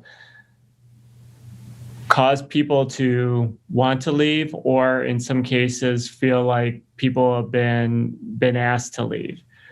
One thing that I can definitely say is we have stellar educators here. We have excellent administrators here, and the way we address turning the tide around staff of color wanting to leave is we have to be upfront enough that when someone asks to sit down and have a conversation, we actually take the time to sit down and have a conversation. I reflect on specifically within the first few weeks that I was here, a brand new educator reached out to me. Beloit graduate, spent many years being an educator in another state and came back to Beloit. Emailed me, not knowing whether or not superintendent's going to respond. We had a great conversation. I think we ended up talking for well over an hour. But again, what I learned from that conversation was not only this educator's perspective when they were a student here, but their perspective as a brand new educator in coming back to their school district, and their perspective of all of their classmates and colleagues that stayed in Beloit and heard that. And if that doesn't affect me in the decisions that I make to change the outcomes around what we want to achieve here in Beloit, then I'm failing as a leader. As a leader, if I want different outcomes, I have to be brave enough and bold enough to do different things and put in different structures in place and press people and ask the difficult questions so that we have different structures in place, so that we not only honor and recognize our staff of color, both as educators and administrators and support, but we offer opportunities for them to grow and thrive. So not only are they seen, but they have opportunities to grow and thrive. Thank you. From your current understanding and your experience now in the school district of Beloit, what are the 3 key challenges that you would focus on if you were selected as your first year as a superintendent of Beloit? Your first 3 challenges. My first 3 challenges. Or what are the 3 key challenges that you would focus on in your first year? Okay.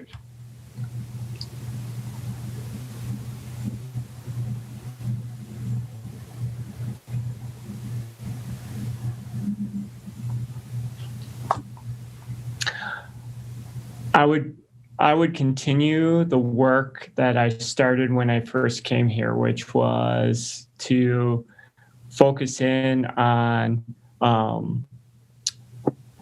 rebuilding trust, rebuilding the respecting collegiality, and bringing some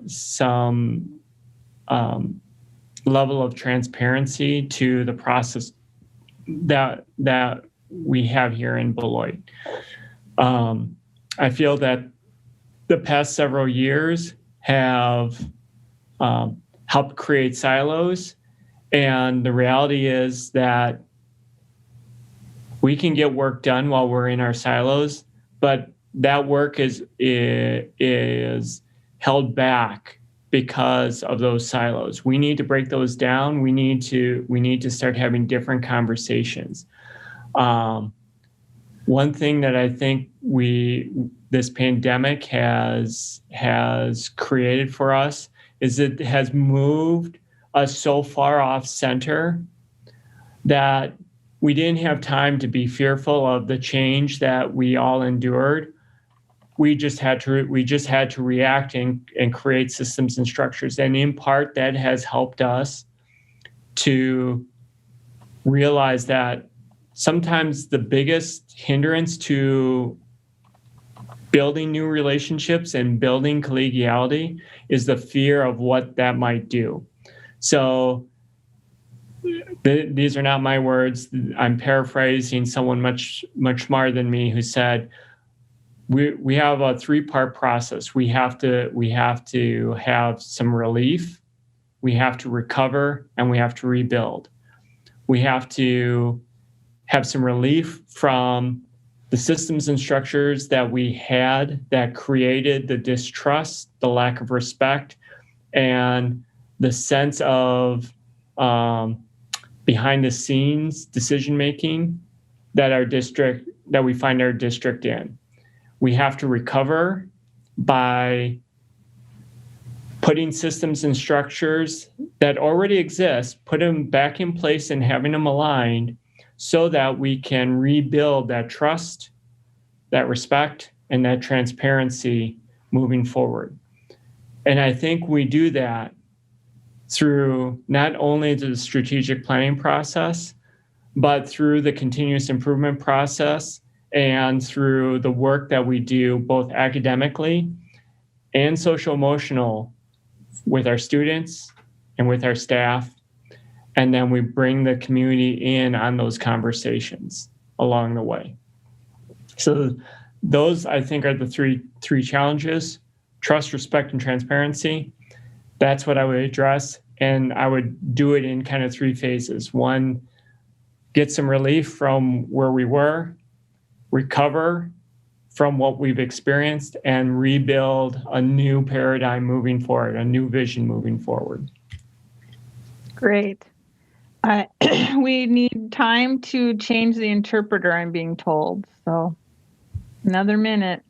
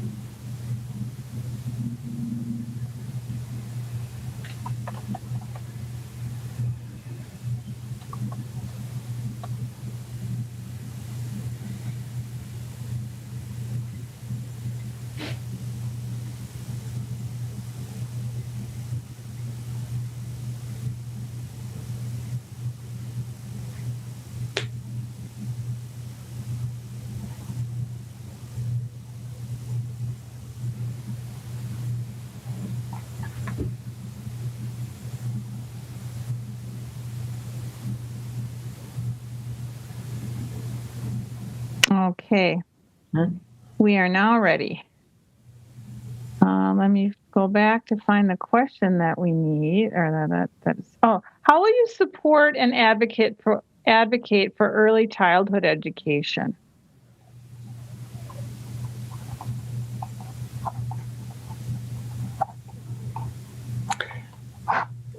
It's a great question, and part of the advocacy for it is the fact that we support already a very robust structure with even start, early head start, head start.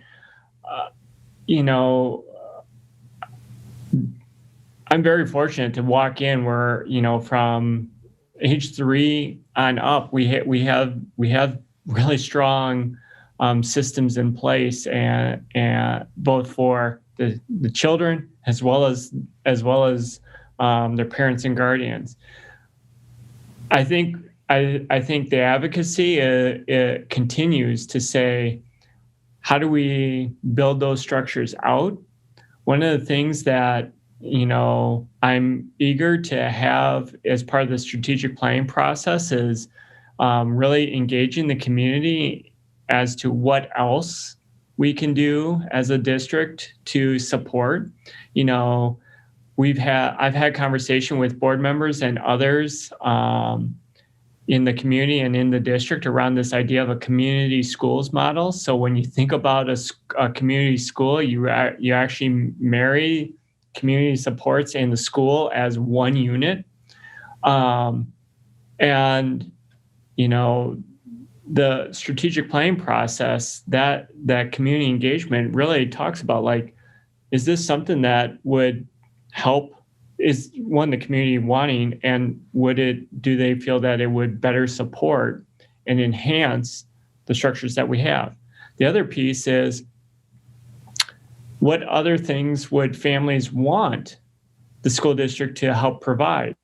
Are there things like a parent academy, or the opportunity for parents, even with kids that are newborns, when you think about birth to early childhood, that time frame, are there things that the community would want the school district to look into to help support that early development? So I think the advocacy for early childhood is, one, already well established here in Beloit, and really is about how do we enhance it, and what are the other pieces.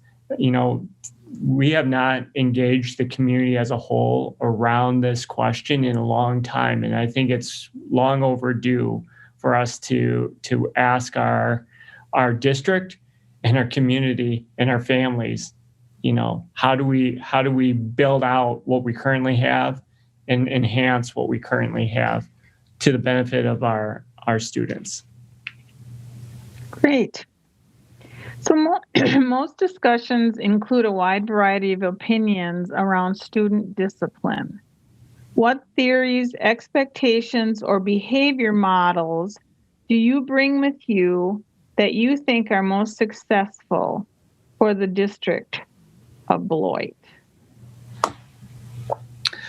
Well, certainly when I first came to Beloit, there was a lot of work that had been done around the code of conduct and universal approaches to behavior.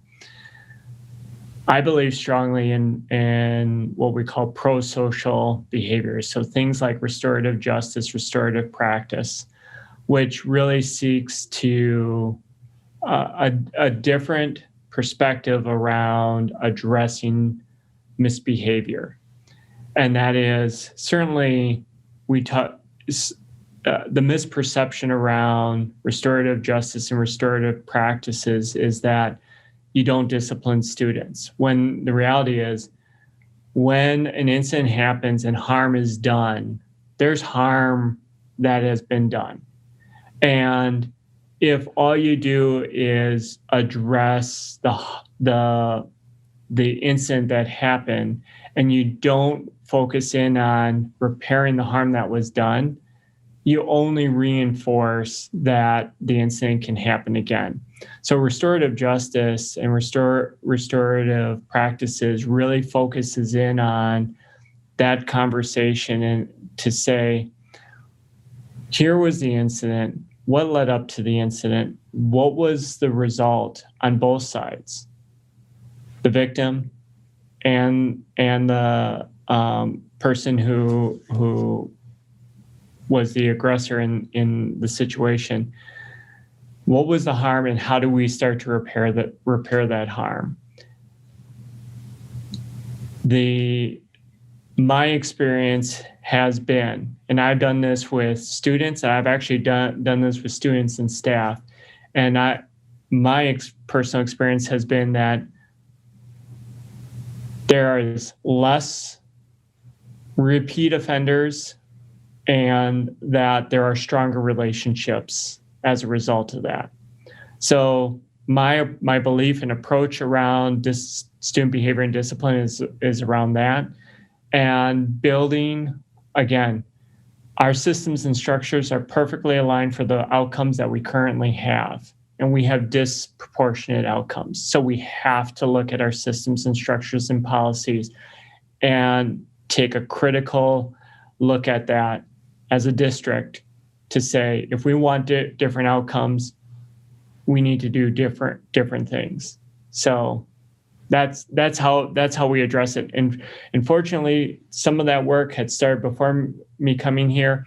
The pandemic has created a space where we could start to have some of those conversations and start to look at those policies and those practices as a collective team of teachers, administrators, and district personnel moving forward, so that we can start to put in different structures for different outcomes. Here's your COVID-19 question, Dan. With all the public comment and Board of Education comment on your recommendation for schooling during COVID-19, I feel that I have not heard you explain what criteria or framework for decision making you use to advise the Board of Education as to how to operate and educate students in this constantly evolving situation. So the question is how do you explain, or could you explain what criteria or framework you use for decision making to advise the board and how to operate during COVID-19? Certainly. So when I first started and we were building a plan, we were in a position that we didn't know. We didn't know to the extent that COVID-19 was going to have an impact on our community and our district. And we developed a model that had basically two approaches. Either we are in distance learning or we are coming in person, whether in whole or as cohorts or as groups. And there really wasn't any difference between that. And at the time, we felt that there needed to be some criteria to determine how can we determine which model should we go with. And the limiting factors primarily was social distancing in our buildings. Could we actually have capacity to take all of our students into the building, following all of the CDC and Rock County Health Department guidelines? And could we get them there? Because we transport over 1,200 students annually to our schools, which is a huge number. And so those two pieces, and then a request from the board was, how do we keep an eye on COVID within the community? And the best metric we had at the time was the 14-day positivity average. And as we've grown over these past 6 months, what we've learned is that Beloit, while we are our own entity and we have our own things that make us unique, we are also part of a wider community, and we can't discount or discredit the information that we've gathered from surrounding districts that have made different decisions. And we're able to stay in person during that time. The biggest change in our plan from July to now, is that our evolution in distance learning has now allowed us to have the ability to concurrently provide instruction in real time to students at home and students in the classroom if they were in the classroom, what we call concurrent learning or simulcasting. The decision to move to that model is really a decision on, one, do we believe that that model is a good model to do? And then secondarily, when is the best time to do that? Mind you, that with a decision to concurrently provide instruction in person and distance learning allows an option that families didn't have, which was if they wanted to keep their kids home in distance learning, they could. And other families who want to send their kids to school could. Now, we know that we're going to do this in a cohort model. So, there will be two groups of students. Group A will come the first half of the week. Group B will come the second half of the week. And the families that want to stay in distance learning will continue distance learning the same way they've been engaging right now, logging into their classroom teachers' accounts and hearing the instruction. How we make that decision, the board has asked about metrics, and with the COVID metric, what I've proposed is that we switch from a positivity average to the number of cases per 10,000, because that way we have a level playing field across multiple communities in Rock County, and that we have that metric set below 120 and below. So when you go to the Rock County Health Department and you look at the school district boundaries, you can see when you click on the school district of Beloit, the number of cases per 10,000. And you can do that for all the school districts in Rock County. And you can see what it actually is. Currently, we're at about 61 cases per 10,000.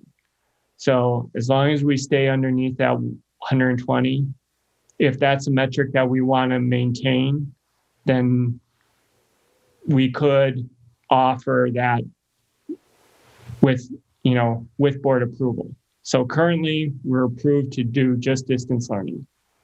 What we're asking is that we open it up to an option for families to choose to send their kids if they want to, keep their kids in distance learning if they want to, and we can do it. If we want to have a metric, use a metric of cases per 10,000 and have it set for under 120.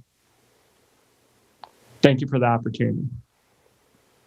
Yeah, this has been such a challenging year, Dan. So I appreciate you taking the time to explain it and for the community member to ask the question so that you're able to do that. I'm getting a message now that we need to change the interpreter. So we'll go ahead and do that. We have about 20 minutes left. So Okay. We'll change interpreters and go right into the next question then.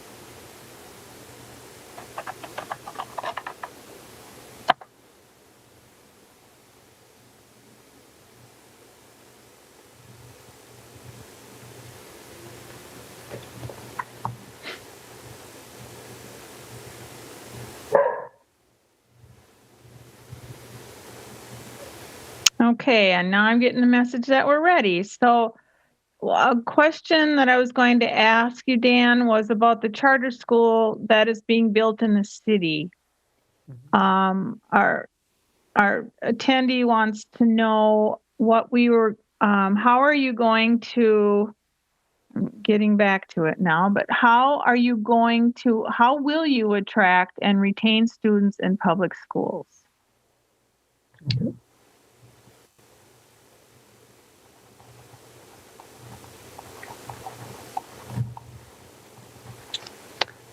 So with the charter school, I'll say first and foremost, knowing the history of why charters were created, why that whole concept was created so long ago, and to provide innovation and so forth. The limitation of any charter school, no matter how fancy, no matter how innovative it is, has one critical shortcoming, and that is they're a charter school. They cannot say with 100% certainty that they accept every single student coming in the doors. When we do something in a public school, when we do something that impacts our students positively in the school district of Beloit, it impacts every student who walks in the door because we never turn anyone away. Every student who enrolls in the school district of Beloit comes to our schools, has access to our programs and our resources and our supports.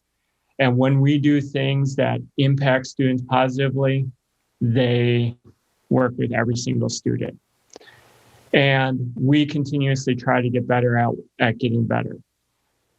The way we attract and retain is by celebrating the things that we do well and creating an environment that is wanting to bring students to the district. Specifically with the charter school that's here in Beloit, they will not have all of the resources that the school district of Beloit has. They are currently messaging on many things that they are planning on doing and talking with the site that these are things that students are going to experience, where we're fortunate enough to have our principals and our communications department message out to our community stakeholders and to our families in my weekly letter. All the things that we are doing in the school district of Beloit. We are the leader in industry certifications in Rock County. We are the leader in the number of students who are accessing college level courses, either through Start College Now with the technical college or early college credit options with our colleges and universities. We own and celebrate those great wins, and we continue to work on the things that we fully recognize. Are we where we want to be with student achievement? No, we recognize and own that we're in the bottom quartile. We're in the bottom 25%. But as I explained earlier, I feel that the reason we're in the bottom 25% isn't because we don't have talented teachers, isn't because we have high quality curriculum, isn't because we have students who aren't able to succeed. We're only there because of things that have happened in the recent past that have created scenarios in which we haven't been able to align and get our stride as a district. Once we get our stride as a district, we are going to take off. It's one of those things where it's slow and going, but once we hit our stride and we start moving, no one's going to stop us. Our students are going to succeed, and that's going to create the environment. Let alone that we have a world-class music department with jazz ensemble that is nationally recognized.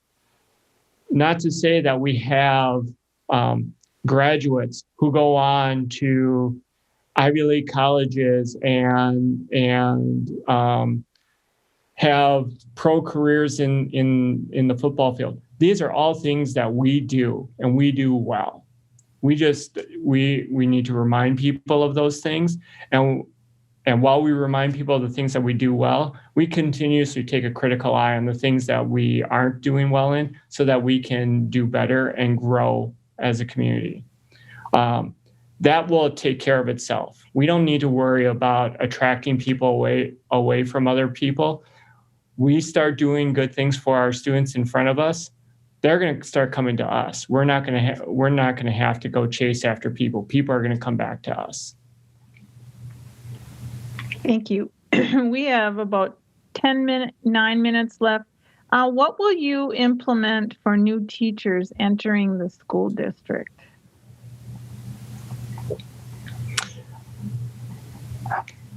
So I've been fortunate that already have people that have put some systems and structures into place even well before me coming here around new teacher mentorship. And we also are new into the idea of having instructional coaches. So the idea of having new teachers come into the district, it's really a 3-part process. 1, onboarding new teachers with the support of a mentor whose job it is to help them acclimate to the school district and the community of Beloit. Help them not only navigate the logistics, but also navigate all that it is to be a new teacher. So everything from answering questions around classroom management to communicating with students or parents to helping to align support networks and stuff like that. As that runs its course, we also have our instructional coaches who support all teachers in getting better at their craft. That's the job. The job of a coach is supporting us getting better annually at our craft. And teachers are continuous learners, and the support of a coach helps them get better.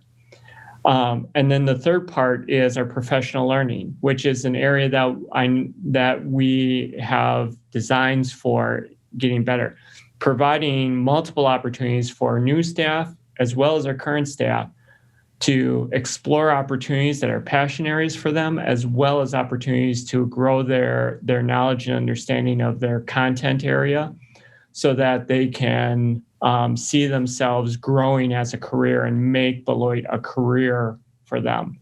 And again, you do that on top of addressing climate and culture, you create an environment where teachers want to stay, and that creates retention. And that drives recruitment because people want to go where they know that they want to stay. They find a family and a home, and they want to stay there. So Dan, I have 2 more questions. And you underscored building relationships. What other organizations in the community have been key partners for you for student success in and out of school and year-round? Well, I'll say that one of the things that I'm most proud of and humbled by is the fact that when I first came here and was just getting around and starting to meet individuals, I had a great conversation. It was like an hour conversation, and it was with some community partners. So I had the Beloit Public Library, I had Boys and Girls Club, I had YMCA, Community Action. And in that conversation, out of nowhere, the idea of distance learning student support came out of that. And like, literally I walked away from the conversation like, did this just happen? Did several people who barely know me just extend their hands and say, we are going to help build some systems and supports for your students during this time of distance learning? And I owe them a debt of gratitude, and it has expanded. So, Career Tech came in on that piece. And so all of these organizations are now supporting the students. And I'm just, again, taking that principal's language, we can't go back. We can't go back.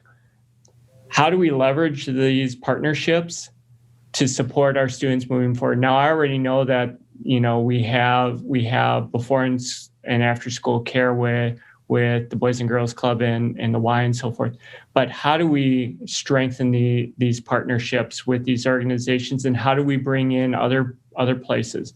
I had the Merrill Community Center reach out. I've had conversations with Latino services and ideas with them. So, it is about letting the best ideas surface and come to the top, and then how do we just kind of keep integrating it so that our students are a support? And I would even say this: how many hiring processes for a superintendent have simulcasting in English and in Spanish? So for the idea of having this is something that bore out of conversations with our community members that are going to impact our communities and therefore impact our students for the positive. So Dan, if you found a lack of technical and conceptual understanding of how to use the student information system, Skyward, for basic school functions and tasks, such as creating master schedules at the elementary, intermediate, and high school level, how would you address that? Well, being a systems thinker, I love Sudoku puzzles. And so the idea of master scheduling to me is like a big Sudoku puzzle. So those of you who like Sudoku puzzles, you know what I'm talking about. But yes, every student information system like Skyward or Infinite Campus or others have their limitations. Part of that is we need further training. We need to do a better job of helping to support our users and our users in the district and our users in our families, parents and guardians, in using that. As a leader, I always I always ask my direct reports, keep one foot firmly planted in what we're currently doing, and keep one foot always looking and asking, what are the new innovative pieces that are out there that are going to help support our mission and vision as a district? So while Skyward is our platform for student information system, and we can do a better job of helping to provide support for our staff and for our families in navigating and using that system, we're always mindful of, are there pieces that will help make that work easier? And when we find those things, we will definitely implement those things. But for right now, it is about, we have some key experts in the district. Do we provide opportunities for them to be leaders and helping to train others? And do we bring in the vendor? Because I have used Skyward in many districts and for many years, and they have some really top quality PD. And have we brought them in for our staff and for our families to help educate them and answer their questions and show them where the information lies and how they can better access that information? Okay, Dan, just a couple minutes now. Why should you be selected as the new superintendent of Beloit?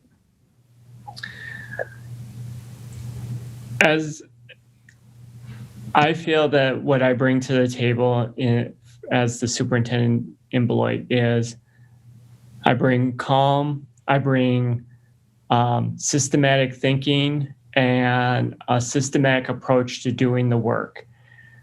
I feel that my strengths around building relationships and the interpersonal communications help support building trust, reestablishing partnerships, strengthening existing partnerships. And I feel that as a leader, I have to be the lead learner and be vulnerable in front of the community and in front of our staff, while at the same time being resilient in saying that as the leader, these are the things that we hold true to, and these are the non-negotiables that at the end of the day, we are going to hold tight to. These are the lines in the sand that we have. And that's a delicate balancing act. We're coming out of a pandemic, and we're coming out of several years of we've gone back and forth. We need stability, we need relief, we need recovery, and we need to rebuild. And I think I bring that to the superintendency. Thank you very much, Dan. Really appreciate your time. That's the end of our time tonight. I've just reposted again the survey link for those people that want to complete a survey on each of the candidates. Dan, good luck to you, and thank you very much for your time. Thank you. We'll say good night. Good night. Thanks. And thank you, attendees, for spending your evening with us. I hope you were able to hear some good things, and that you have some idea of what to offer the school board as far as input regarding these three candidates. So thank you again for attending, and have a good rest of your evening. Good night.